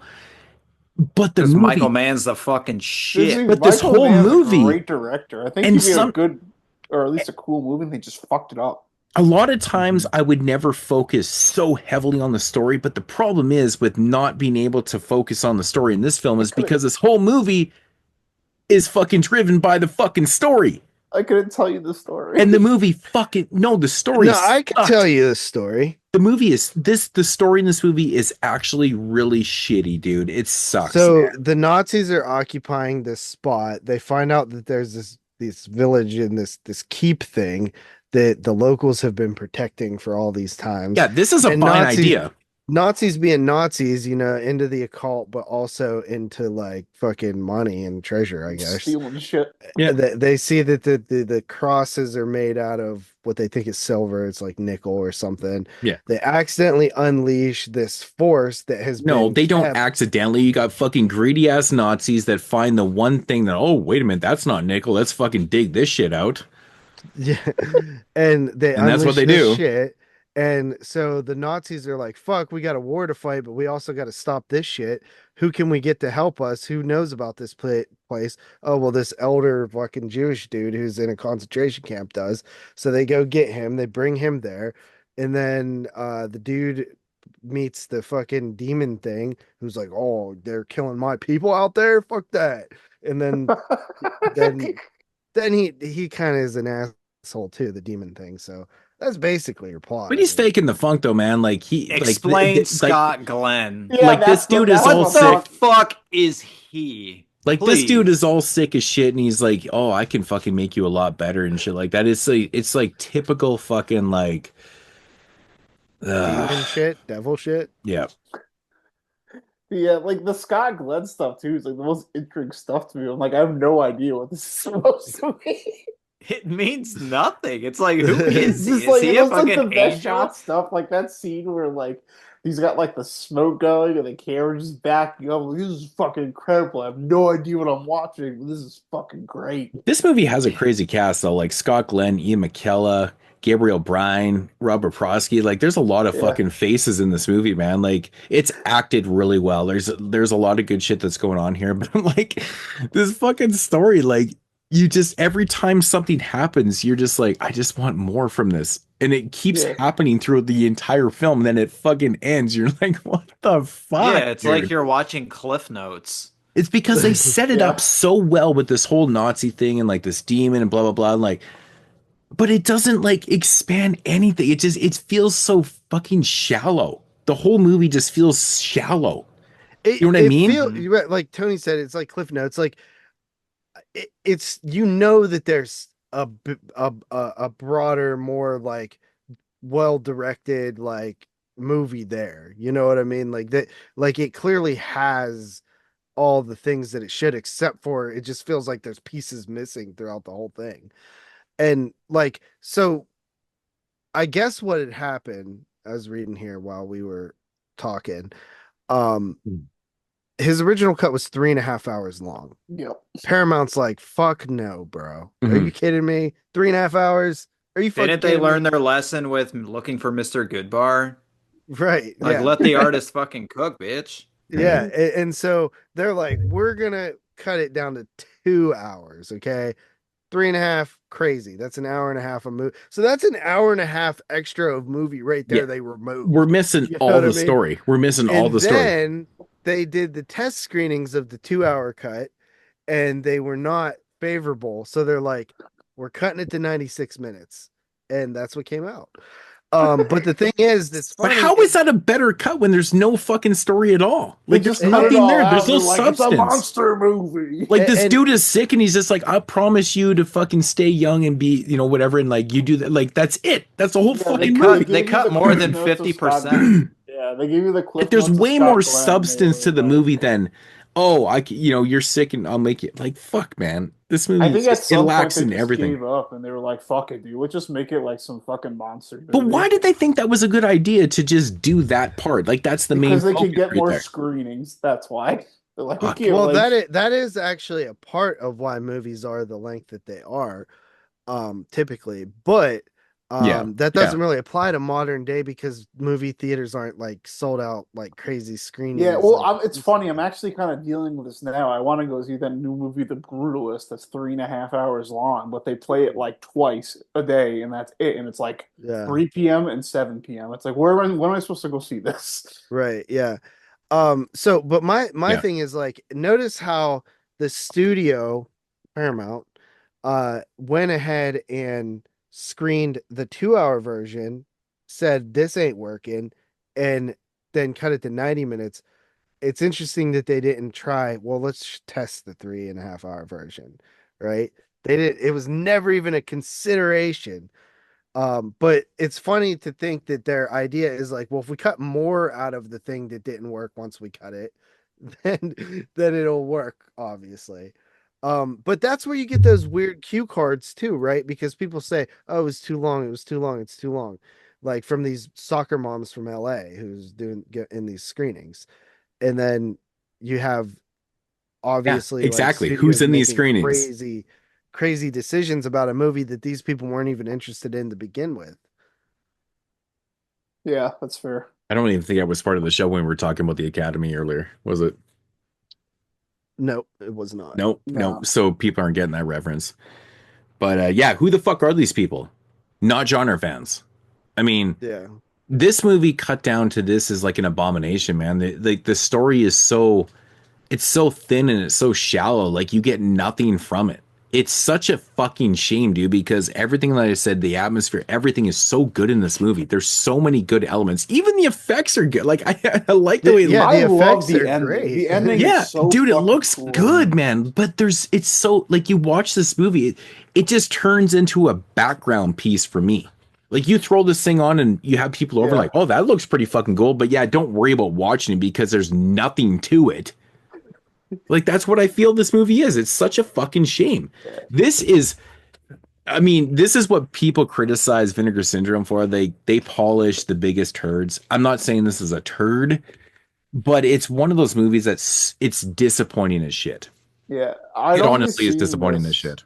This movie once before. It was actually on my flight back from Cinema Wasteland like 2 years ago, or going on 3 years ago now. And the guy next to me, I could tell was like watching my iPad when he was just like, "What is this wild shit this dude is watching?" I remember like when it got to the finale, this guy just watching it with like no sound and no context. Like, What the He's fuck? probably still wondering to this day. yeah, what the fuck well, he that was like, is. he was probably like a couple. It's probably a years better older way than to me. watch it without the sound because you're not getting the story, man. You're just Yeah, seeing visually. It's I like to amazing think he was, visually. like, It's a 10 out of like on the 10. wavelength, like, because this is what I thought when I first watched it. Because the guy was probably a couple years older than me, and I thought watching was like, this is just like some fucking like weird movie that like you pulled off the shelf at Blockbuster. And, like it just has that like '80s like sci-fi charm. You know what this movie would really benefit from? An isolated score track. This movie would be perfect for that. Yeah, Just that's a to pretty have good ass score. the Tangerine Dream soundtrack, and that's it. Right. Yeah. We didn't even mention that, man. Which the is Tangerine crazy Dream because I soundtrack. fucking hate that special feature, but oddly enough, it would probably work great for this. Oh, the fucking music in this movie is so good, man. Yeah, And so dude, good. the Tangerine Dream atmosphere kills is it, man. fucking thick in this movie too. The atmosphere is great. It's fucking Like, awesome, dude. Like honestly, the cinematography is amazing in this film too. Like the way it's shot, like the panning out shots, and like, oh, dude, it's so good. Like if you've never seen this movie before and you go into it, the first like 15-20 minutes, you're like, this is gonna be fucking great, dude. Yeah. Like, you know, Yeah. like when the first like soldiers like die and bodies are like sucked into like fucking a void or something and explode and shit. It's gnarly. It's cool. Yeah. And the atmosphere's thick and you're just like Nazis and like secret fucking you know, ancient temples and shit. You think like, oh, this is gonna be cool. And then it gets like really confusing and like disjointed. incoherent. Yeah. I don't really think it gets like super incoherent. It just doesn't have any substance. Like it just feels like like this dude has been promised that he's gonna be better for, you know, kind of helping out this, like what do they call the demon? Like I guess it's just the keep, I guess, or whatever. But that's like Radu, Malasar. Well, I think that's it's like the whole also thing. I think it's also though like that like he's looking at this as like a like as a godlike figure. yeah, and it's also like because the way he's not Well, it's because he's also being doesn't- falsely promised shit. Like he doesn't but really, he doesn't this know guy it's doesn't a give a shit. demon, dude. He thinks it's like a Jewish god or something. Right, You know right. what I mean? Like Yeah. because the monster's mad that the Jews are dying. But how could he when he not believe? finds out Because he about- made him better. Like he made him younger. Yeah, he blessed them. He blessed him like right away. So how could you not think that? Right. So yeah. That's Yeah, he was easily duped. Easily, the dude. keep, Like dog. exactly. Yeah. But I mean, that's Honestly, like the whole focus point of the film. Like what we get in this cut, like that's it. That's all it kind of is. And like you get some other bizarreness in this too. Like, but I don't know, man. Like I'm watching this film going the whole time I'm watching this going, I just want fucking more. And I'm a visual person. That's fucked up. Like I can generally watch a film and not care about the narrative as much. Wait, if this was Italian, do you think it would be like more loved? There's still nothing there. Like it's people would be like, this shit's great. I might give it a 0.5 more. I might give it a 0.5 more. 0.5 more. Because like a lot of Italian movies don't really fucking make much sense in or thin plots. Yeah, but this is they rely on prerequisite. This just has like a whole element that just doesn't make any sense. It's just like it's like completely detached from the rest of the movie. But if you cut it, the movie would be like 75 minutes. Yeah, they probably should have, honestly. Because if they cut Scott Glenn out of the movie, like it would make a lot more sense. That was their thing. They're just like, let's just like take this entire fucking element out and we'll put the absolute minimal we need of this guy to like have him be a character in this movie that does this thing. And we'll just make it like this killer like ghost like or spirit movie and it'll be the Nazis versus him. And they inadvertently kind of like that neck prosthetic he had on was fucking hilarious. Yeah, 4K. It made him look like a fucking King Cobra. Yeah. Honestly though, dude, I kind of still like this movie. Like, yeah, I knew what I was getting into when I I think that's part of it too. Is like I didn't like it before.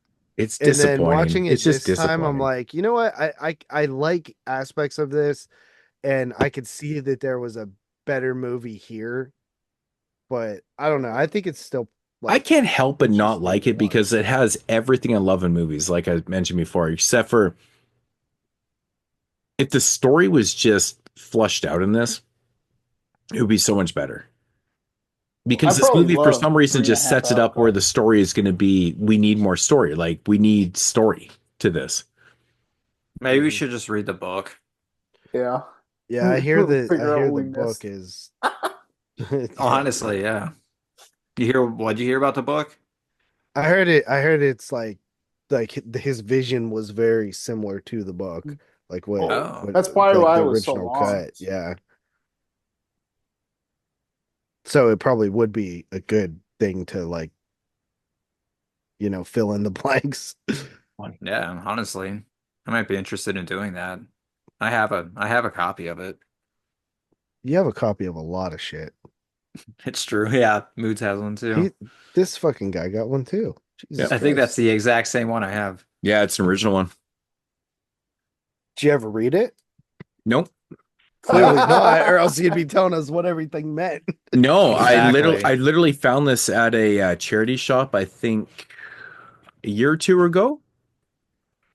Yeah, I think it was about 2 years ago, I think. You boys have some homework. Yeah, so I should probably fucking read this. Yeah. I might read it this year. Yeah, dude, this is the original. This is the original Pressing. first. Yeah. It's probably the only pressing. Yeah. But yeah, no, I came across that a couple years ago. I was at a charity shop looking for whatever shit, and I was like, "Oh shit!" Is that like a thrift store? Yeah, it was a thrift store. I think it was like a Salvation Army. That's like part of the series. There's like fucking 5 of them. Damn. It's like the keep, the tomb, the something else, and then yeah, it's like all like themed the same way. But like, I mean, you could read this book and be like, "Oh shit, that's what I got." But how many books or how many adaptations of novels are so different? Even if we saw the full cut of Michael Mann, is it going to be comparative to the... Well, what I was telling Tony is I had read that people said that like his vision was very similar to what the book was. Mm-hmm. Well, I don't know, but that's just what I read. Right. So they don't have this on audiobook there, JP, so you can listen to it. Or as you always say, read. Oh, they definitely do. That was a popular book. Yeah, shit. I'm gonna have to. Man, this is like so old. It's like all the pages are fucking like yellow now and shit. Those are the best kind of books. Yeah. It even smells. It just smells like all my old Stephen King novels. So ratings on the keep? Yeah. We'll start with you, JP. What do you give it? It's tough to rate an incomplete movie, but based on what we got, I think the atmosphere is really solid, and I think that does help it a lot. And I think the effects are good. I mean, we talked about like all the movie stuff is great. The It's fucking really script good. is Really good. messed up, and the narrative and the editing's slightly bad because of all the cuts. I give it a 6.5 out of 10. Um, I know that there's a better movie in there though. Yeah. Tyler, what do you give it? Yeah, so yeah, I pretty much knew what I was getting into when I got this. I'd seen those once before, and I did like it the first time. And I kind of expected I was gonna like it more this time, but I went down a little bit. It lost its shine, but I still think this is just like a fun movie. It's not like super long or anything, and there's like definitely enough to appreciate. I just love the fucking ending. I think the ending is just like so cool that it's like all right, and I just like leave with a smile. So I'll give it a 6. Tony. I'm gonna give it a 6 too.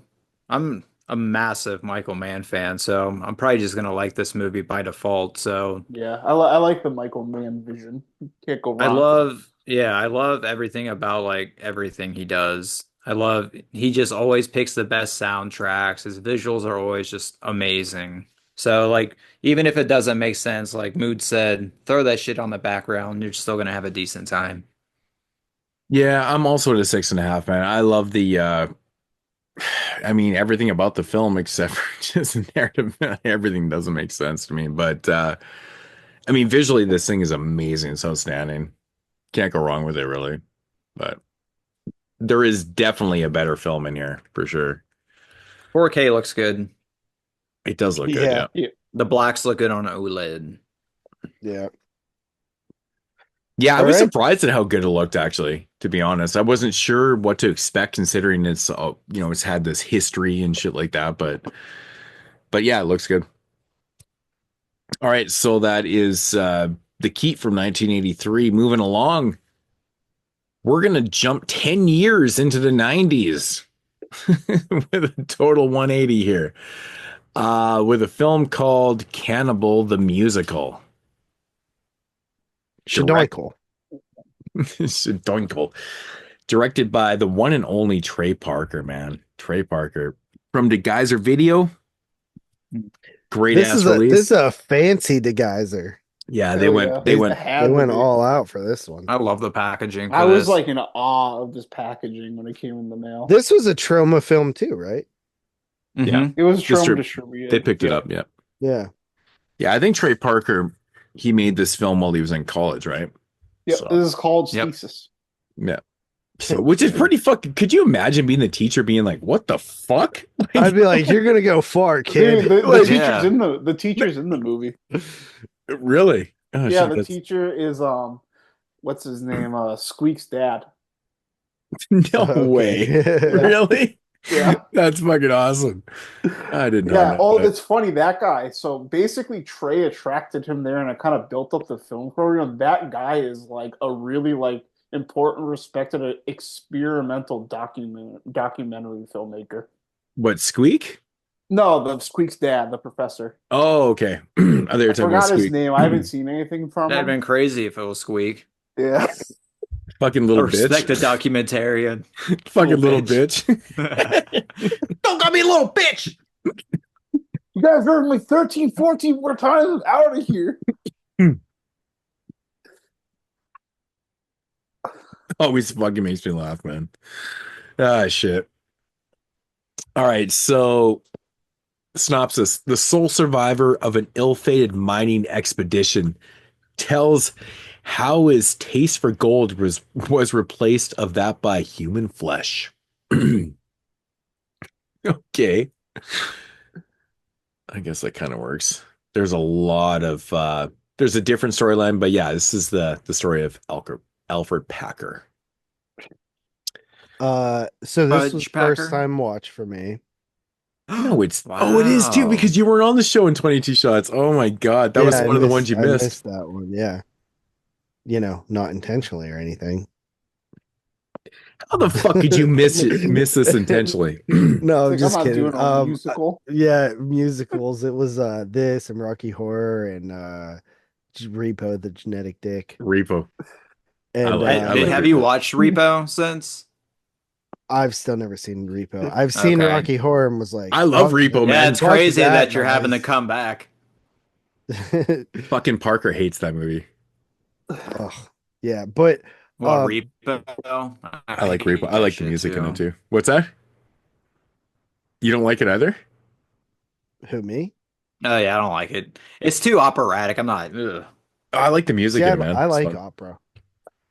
Anyway, but Cannibal the Musical, never seen it before. And honestly, like I knew it was South Park guys, but I still I was like, it's their early work, like it's a musical. Like I'll probably it'll probably be one of those films that everybody thinks is like such a classic, and I watch it and I'll be like, it was all right. But then you remember that Trey Parker is a fucking gifted musician. Look at South Park, Bigger, Longer, Uncut. Right. Even the music he made in Team America World Police, the dude makes amazing songs. Dude's a fucking Tony winner. He does. And the movie was like fucking really awesome, dude.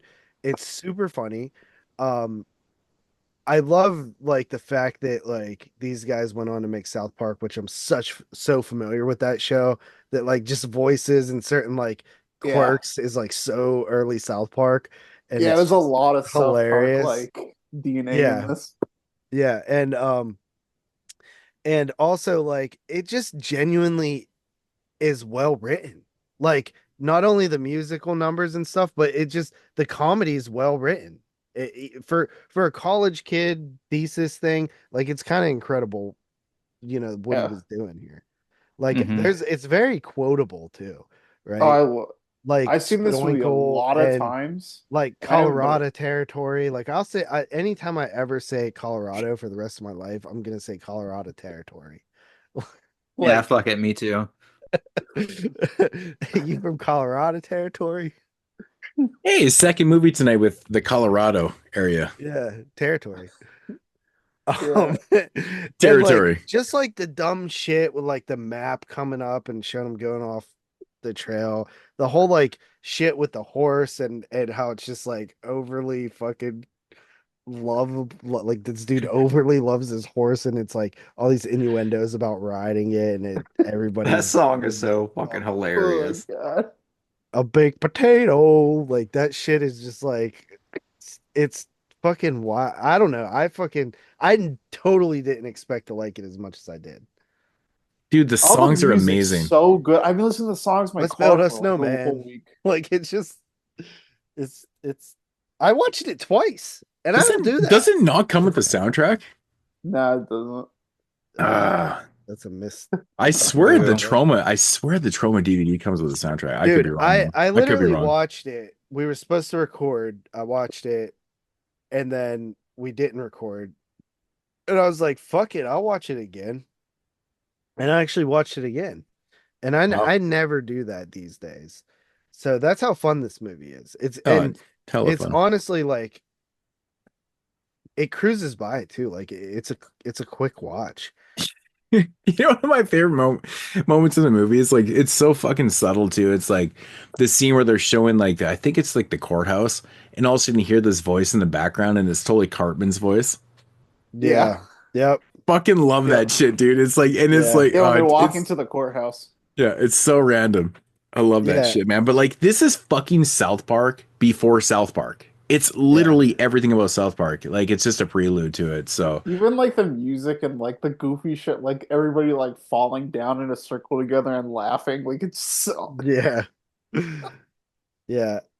Oh man, there's just you could like pick so many funny moments out. I love how Matt Stone's character is literally Kyle from South Park. Like he's got the same fucking he takes hat the on, Jufro and he takes it off and it just Jews out. Like fuck, dude, so funny. I love that shit, man. There's so many things from they were even making fun of Mormons back then, bro. That's what I'm saying. Well, yeah. I mean, it makes sense though. But it was squeezing too many Mormons. I mean, the one part in this movie that always sticks out to me is Fucking Trey Parker singing his shit. He's doing his stuff, man. And then Matt Stone fucking looks at me. He's like, Fudge Packer? Fudge Packer? Dude, it kills me every fucking time because he said it just cuts, right? It's so perfect, man. Yeah, he's like, So they don't I even forgot dwell I on had the this joke. fudge. Fuck, it's good, man. So And then like the trapper dudes, those guys That was are my fucking favorite. so The trap- goofy looking and The so Trapper funny. song is my favorite song in the movie. They're for so sure. stupid looking. How's it go? He's like, Yeah, I sing it. can kill a helpless animal, skin it with my bare hands. I wake up muddy and I go to bed cruddy because I'm a trafficked man.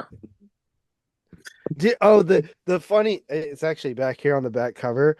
The funny.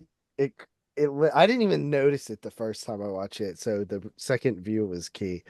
Um, when he's building the snowman, it cuts and then cuts back, and it's a little alien snowman, and then it cuts back again. yeah. And it's like, yo, they were doing that shit back then. That is hilarious.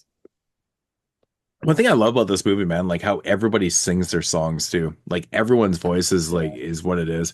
Like the girl that plays the I guess the prosecutor's wife or whatever, the interviewer. Paulie Chris or yeah. Paulie Pry. Yeah, so yeah. she actually worked on South Park too, like later on and stuff like that. She did voices, but her voice is great. Like she's a great singer, man. I know she went on to do like a bunch of stuff, but Yeah, dude. I mean, it's really cool, like seeing the precursor to South Park, and it really is like it's obviously a completely different like narrative. It's not animation. but every joke in this movie is South Park. Like you even have Yeah. like the fucking Asian guys playing the natives. Oh my god, my that's God. the best. That's the best thing in Dude, the it's fucking it's so South Park, man. bro. I literally, Dude. that's the part where I was like, okay, this shit would So be canceled, fucking funny. bro. These guys are weird. These guys are weird Indians. Look, We have I'm just like, we yeah, have of course they're a little bit teepees. weird. You got these shitty like cardboard teepees in the background. Dude, that shit literally was like so out of left field that I was like, this is fucking the greatest thing. Trey Parker's had this thing with Asians, man. Like the fucking, I love the fucking fact on South Park, like the ongoing joke with the city walk. They're Asians, they say shitty walk. City shitty fries, sushi, shitty chicken. shitty shoes. I can't even say shitty sushi. Jesus Christ. God, it's fucking funny, man. Shishi. Yeah, dude, that's actually one of my favorite episodes where it gets all like psycho at the end. With he's like, I'm so harmless, I wouldn't even harm a fry.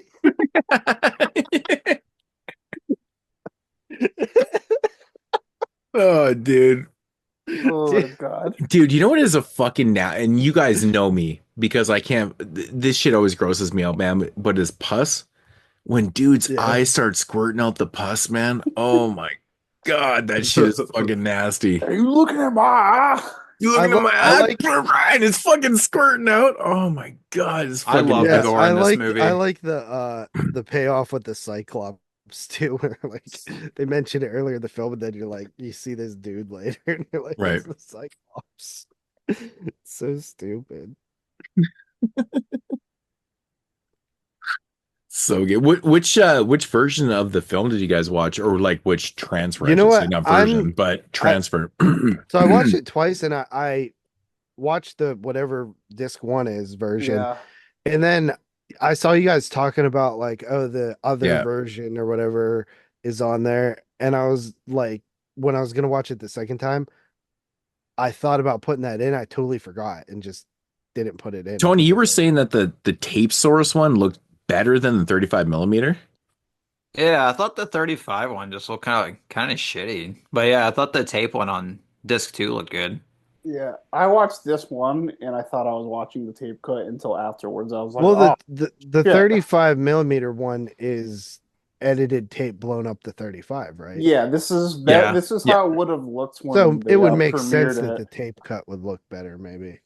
Yeah, this is the one they premiered at the first Chroma Dance.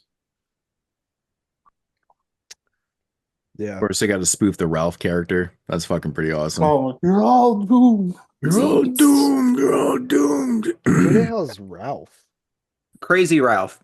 Crazy Ralph. Oh yeah, totally. You're all yeah. doomed. Yeah. It's like Oklahoma Yeah, meets straight. Friday the 13th, part 2. Yeah. Dude, I mean, for a college film, man, this shit is ridiculous. Like, Dude, how yeah, many I people mean, Is it the make best some? college film ever? It's gotta be like, I mean, how many fucking college movies turned out like this? Like I mean, let's just they to go wrote apples and to sang. apples. It's one thing to Dorm That make Drip a Blood is a film. college movie. What movie? Yeah. Really? The Dorm That Drip Blood, that was a pretty good slasher for a college movie. Mm-hmm. But- It is. I like this better. But to write and direct a film with, musical, like, that's crazy. That's fucking nuts. Like, it's one thing to direct, like, The Dorm That Drip Blood. It's fine. But to, like, write and direct All the songs like that. songs. Yeah, Honestly, I would that's probably crazy. say Road Trip's the best college movie. Oh, dude, this shit's Nolan. this shit's outrageous, man. It's I fucking love Road Trip. outrageous. There's Christopher Nolan didn't is The get that. Following, and I would take this over that. Road Trip 'Cause it's a takes place college. in college. I know what you're Oh, saying. okay. Yeah. Come on, man. I just assumed that you were Fucking I DJ didn't think Qualls. about Yeah. it. I Him mean, eating the DJ fucking Qualls, French aka toast that was in the fucking what's his face's ass crack. DJ Qualls, aka Jeremy, pretty much. But He was just in something recently I watched. What the fuck was it? Oh yeah, that Carved movie. Yeah. Did you watch that Hulu movie? yeah, Yeah. That was Yeah, I so did. random to seeing him in it. yeah, I did actually. That's Dude, enough. it's so DJ annoying. Qualls. I'm trying to Google like movies directed by college students, They just give you college movies. and they just keep giving me college movies and movies like to watch before going to college. Oh my god. Well, there's I'm Christopher Nolan's The Following, and I think this is more impressive than The Following. Yeah, I'm trying to think of more. Yeah, I would say so What too. about like Evil Dead? Was that college? No, No. that was just College two film? like, No, 20-year-old that's just kids. low budget filmmaking. Yeah. Those just two genius 20-year-old kids. That's an interesting list, though, to be honest. Like films that were made for, college thesis or that was your final project kind of thing. Like that's an interesting kind of concept. Because, Yeah. I mean, from what I'm thinking right now, I mean, this is definitely one of the best ones I can think of that was actually made for a grade. This is fucking crazy when you actually think about it. Right. Oh, I bet this will work. The only Student. one I can think of is Dorm That Drip Blood besides that. Yeah, and I mean that's another really good example of a great college film. Like that's really good. Low budget, they stretched it. I mean, honestly, the reveal in that movie is stupid as fuck. To be honest, it's so stupid. It's fucking hilarious. It's fuck. Like, It's such a frustrating but hilarious ending. yeah, I man. love it. I watch it so many times. I'm just like every time, I'm like really. But I love like Daphne Zuznick in that film. I love her, man. She's fucking great. Mhm. But Yeah, I So think all they those say- characters were college students in it. right. Yeah, Um, they're Cro- not Cro- every but in that movie, never mind. Cronenberg's From the Drain is listed as one. I don't even know what that is. Yeah, it's a short, I think, isn't it? Oh, is It's it? gotta be. Fucking Yeah. hell. This first feature was stereo. Pretty sure it's a short. Oh yeah, because I've seen his start of his features. Yeah.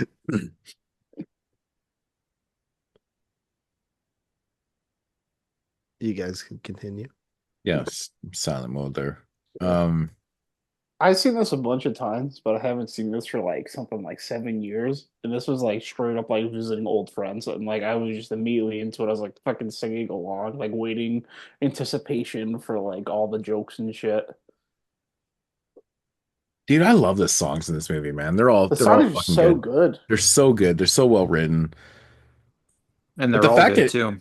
But the fact that like everyone sings them, like that just I love that shit. They didn't like outsource it. I mean, obviously it's a college film, but it's great.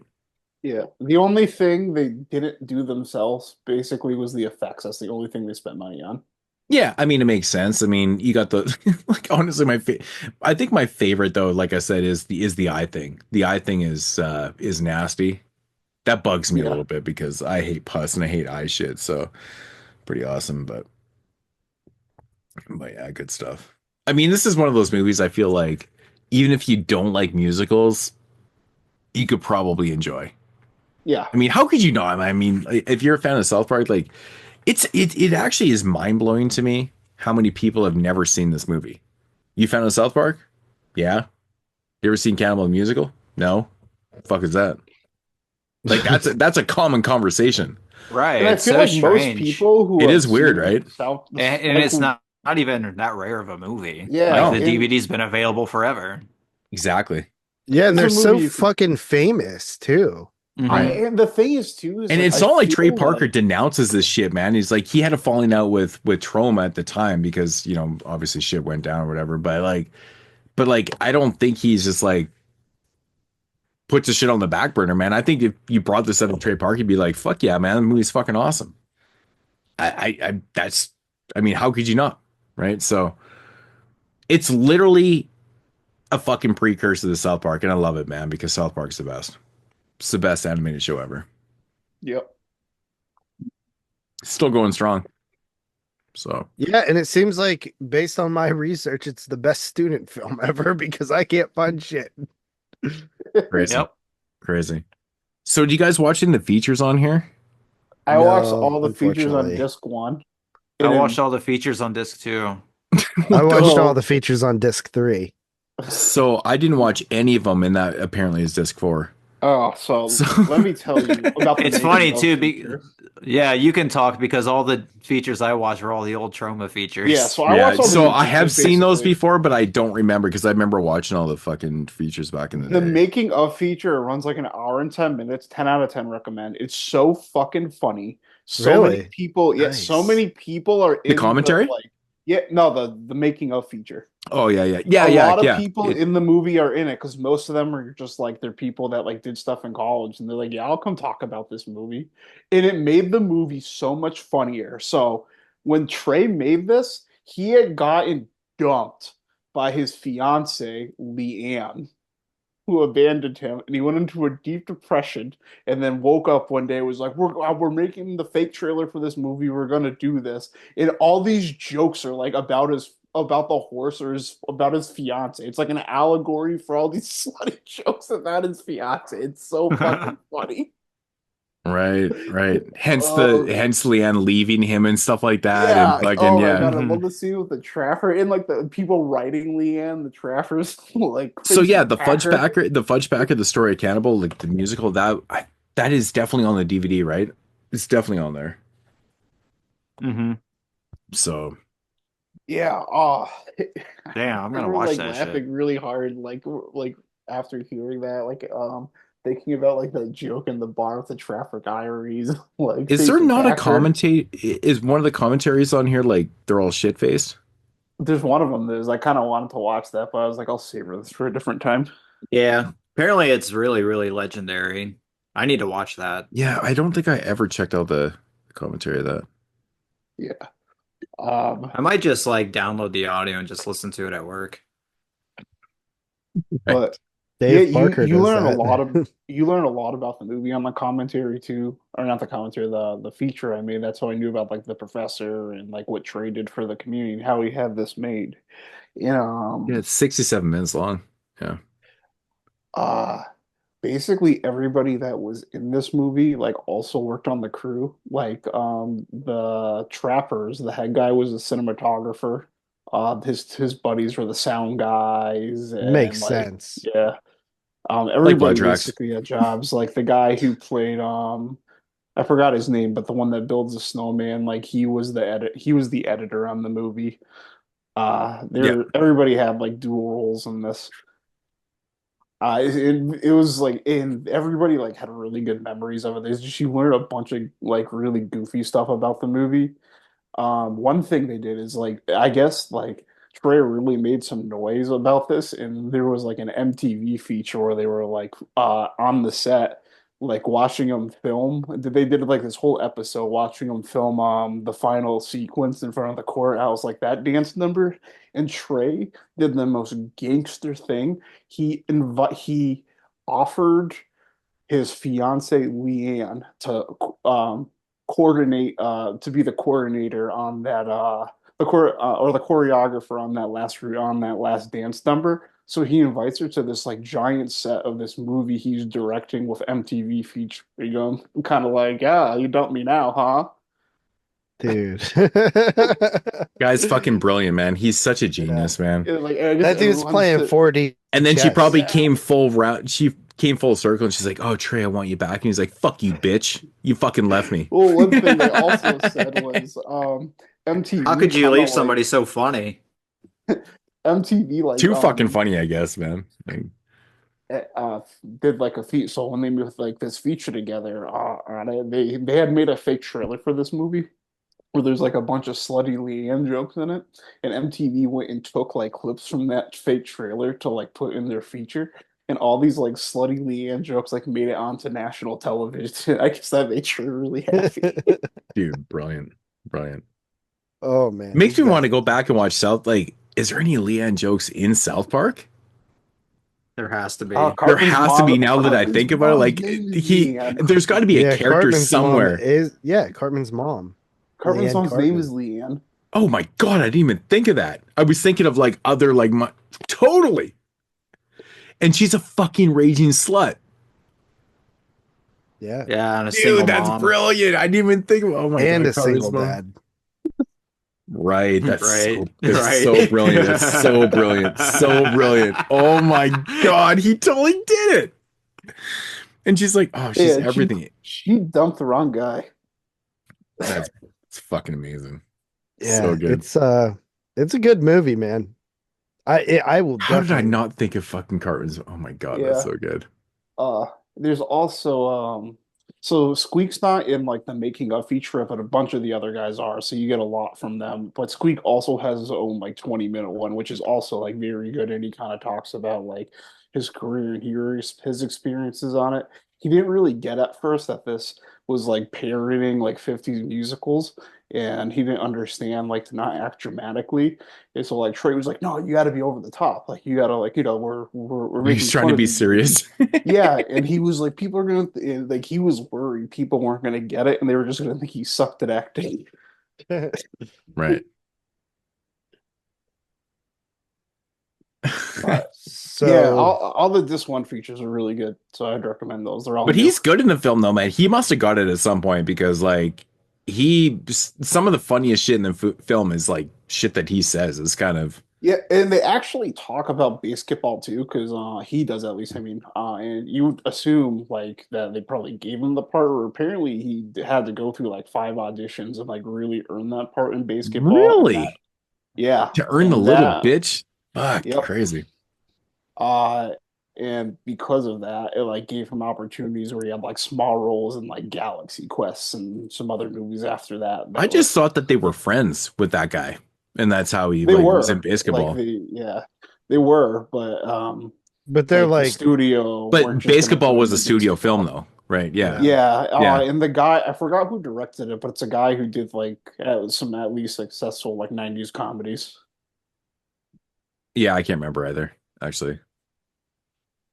All I know is I used to play basketball a lot with the homeboys back in the day. Shit was fun. Steve Perry.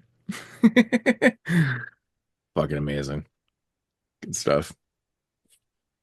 Yeah, Cannibal the musical, man. It's fucking like, how have you not seen it? Come on. I honestly don't know. From DeGeyser. DeGeyser video, man. DeGeyser. We all have those movies. Mm-hmm. I told you forever, man. It's because this motherfucker was like so anti-trauma forever. He's like, I can't. And anti-musical. Oh, trauma musical sounds like your worst nightmare. I bet you eventually like Poultrygeist, though. Yeah, I love Poultrygeist. Probably one of my favorites. Poultrygeist is so good. Oh man. Yeah, Poultrygeist is awesome, dude. 10 out of 10. What is Moodz doing? Dude, I don't know what the fuck just happened. All of a sudden, Madonna started playing in my headphones. Oh shit! Could you guys not hear that? No, we could. Yeah, we heard. Yeah. Like, I have no idea what the fuck just happened there. Did I say something? Siri plays something like? Oh, maybe something like Because that. yeah, that was fucking bizarre. Also, no, it's not even fucking Madonna. What the fuck is it? What the hell just happened here? So confused. I swear to God, that's not my music, guys. But anyways, writings on Cannibal the Musical. You guys got anything else? No, I think I'm good. Yeah, I'm good. I think Tyler's good too. Yeah, he's obviously call it in. Tony, what do you give it? I'm gonna give it a 9 out of 10. Yeah, I'm actually when I first watched it, like I was kind of lukewarm about it. I probably saw it like in 2003, 2004, and I'm like, yeah, it's not as good as South Park. It's really feels like a first movie to me, but yeah, just the more I watch it, the more I love it, and yeah, it's just a classic and just as good as anything else they've done. And it is the greatest college movie ever made. I agree. Yeah, again, I'm at a 9 also on it. I think it's fantastic. Music is phenomenal. I mean, I mean, I'm one of the biggest South Park fans in the world, and this is just a prelude to it. It's so good. It's so good. I respect everything that they put into this because, just writing and just doing the singing themselves, man. That's the biggest thing for me. Like, I hate when you watch I mean, musicals you should be doing your own singing and stuff like that, but like it's a college film and it turned out like this. Come on, guys. It's amazing. Yeah, call me Juice World because 999. I'm also at a 9. I don't get that reference. Hell yeah. I still don't know what the fuck just happened with that tunes playing. I thought it was one of you guys. I'm like, what the fuck is going on? I didn't even touch my shit. Fucking call Ghost Hunter, Zach Bagans. So it was Mitski? It must have been some type of Siri thing that came up. My phone's weird. What say you, Tyler, and your 8.5 shrine? Wow, that's even high for Tyler. Yeah, this is the highest I've ever been at, but this watch really invigorated my love for this movie to I would put this now in my favorites list. Yeah. I don't think that awesome. I don't think we have any actual Hall of Famers on this show, do we? Based on the 22. So. Yeah, we have nothing, so I don't think so either. Just curious. Because usually our main reviews are not as good as our solo reviews. We always cherry pick the good ones and leave the scraps for the main. Yeah. Yeah. This is probably one of the best ones, actually. Cannibal the Musical is probably one of the best we've done last year. And that actually is a year wrap. Yeah, this is actually a full year wrap. That's season one. Season one. Season 1 is over. We will have the top 10 show, which will be the start of season 2. Top 10 of 2024 releases. And then also when you look back on our 12 shows or whatever, I feel like we've done a fair mix of different types of films for the featured review, which is cool. And this is our first DeGosser featured review, correct? Yeah. Yeah. Yeah, they've all been reviewed. Yeah, I don't think we didn't review one, right? No, I think every time there has been a DeGosser release, one of us has picked it. The other one's Blood Cult. And I did the Ripper. Yeah, you did. I did Ripper. Blood Cult. You did Blood Cult. And you did Horatio Diabolico. Yeah, so we've done them all. Yep. So all 4 of them, which is pretty cool. We each picked one. And you did Redneck Zombies from the year before. Right. And I did Redneck Zombies. Yeah, right. The year before. Yep. That was the first release. Yeah, which was the last one of that last year, I think. Yeah. So it was pretty cool seeing all the different stuff we covered. I mean, a big variety of different things we covered over the past year, which is pretty cool. It's been a year. That's pretty nuts. Year has went by. Yeah. I look forward to season 2. I think it's going to be awesome based on that description that we had.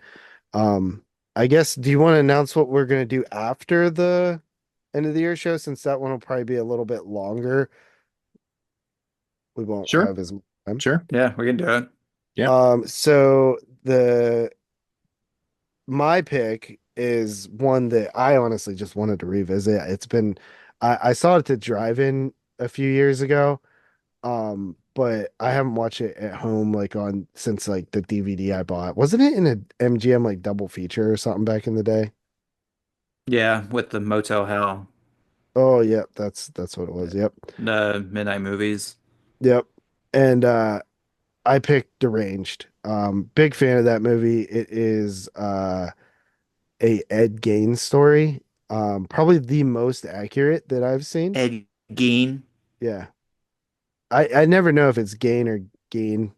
Is it I Gain? assumed it was Geen, but I wasn't confident enough to correct it. But I've heard it said both ways, so I'm not sure. Uh, but Tom Savini actually worked on that film too, a pretty early one from him. That's his But first movie, isn't it? probably. I think he was in Vietnam during Night of the Living Dead. He was Yeah. supposed to do work on that. Damn. But yeah, so I'm doing Deranged. I am doing Video Man. Which is a partner label release, I believe. Yes. Which is a film I've seen before. I actually have a DVD of it. I really enjoyed it. Um, I can't remember where the fuck it's from. Can't remember, but I, I don't even know what it is, honestly. you've never seen Video Man? Has anybody seen Video Is it Man like here? an old movie or a new No. movie? No, it's new. It actually came out a couple years back. Hmm. I don't remember even hearing about it. Yeah, Yeah. I don't think I It's did funny, either. man. I actually even own the DVD. I thought it was really good. It's actually really. I know all you guys as being cinephiles will love this fucking movie because Well, I didn't pick it up, it's so about movies. So I didn't I'm even sure pick it's it up. accessible if it's a new movie. Yeah, Yeah. I'm gonna try and watch it. yeah, I had to import like a fucking European DVD or something like that. So yeah, good stuff. What are you guys All right, doing?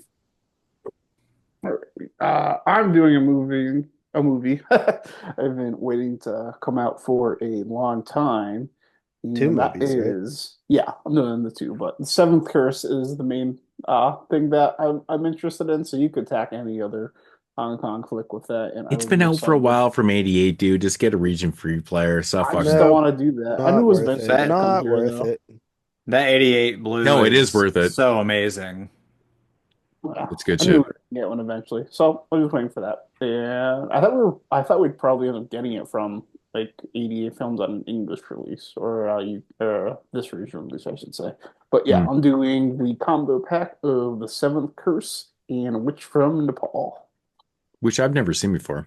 I'm curious Yeah, I on that haven't one. seen either of them. Mhm. But Maggie Chung, that's my girl. You know what's funny? I actually see this Vampire Night Orgy and Demon Witch Child and Curse of Death. I think I've seen all three of these at the drive-in. Yeah, it's possible. Yeah, I think I did. Yep. Tony. I'm continuing my VSU journey with Virtuosity, another 90s favorite. Oh, that's a The VSU. Tony line, It is a VHU. yeah, the Tony line continues. I was looking at I like the design of the cover of this one. I don't know anything about it, but it looks kind of cool. It looks like a video game. And the featured review for next month is going to be fucking Jeff was iced. here. Iced. Iced. Iced would. Another DeGazer 2 times in a row. Yep. Oh wow, Gazer, that man. is. We end with the Gazer and we start the new season. Wow. I like how like Blood Tracks and Ice come out back to back and shit like that. That's pretty cool, man. Oh, Yeah, so got some- amazing. called that. Got I've some never snow seen- weathered fucking slasher films. I've never seen They- Iced, but I haven't seen, but I've seen a lot of people excited about it. So like that. I've never seen Iced look good, so I'm excited for that. damn, nobody picked Crack House. No, I want to do Video Man, because I feel like that's one that kind of got overlooked Yeah, hardcore, no, and it's a fine. modern film. I'm just saying there was a lot of cool stuff to pick from. Yeah, Mhm. it was a good month. Good month. Yeah, like all these movies, I'm excited to Also, rewatch. I was gonna pick Disembodied from Bleeding Skull because they're putting that out on 4K. Yeah. But I'm doing Virtuosity. Fuck that shit. Yeah. So that's that, huh? That's the show. That is the show. We got to get Tony off to bed. Yeah, Yes. because it's what 12 o'clock his time. Yep. Yep. But It's it's bedtime. fucking 9 o'clock my time. Shit. All right, guys, that's going to conclude episode 12 and season 1 of the Sin Bin podcast. All right, guys. See you in a couple weeks. Or what our top 10 beers season end? What? Not because they're 12 episode seasons. Yeah. Okay, I know it is confusing. You think It that is weird, it would be It'll actually make more sense like going forward after this year because there's nothing released in that we could cover in January. Yeah, because last January we just did November releases. So it doesn't count. It's like an in-betweener. right. Yeah. Yeah. Right. Right. So, all right. All right, guys, we're out of here. Deuces. Peace. Ah.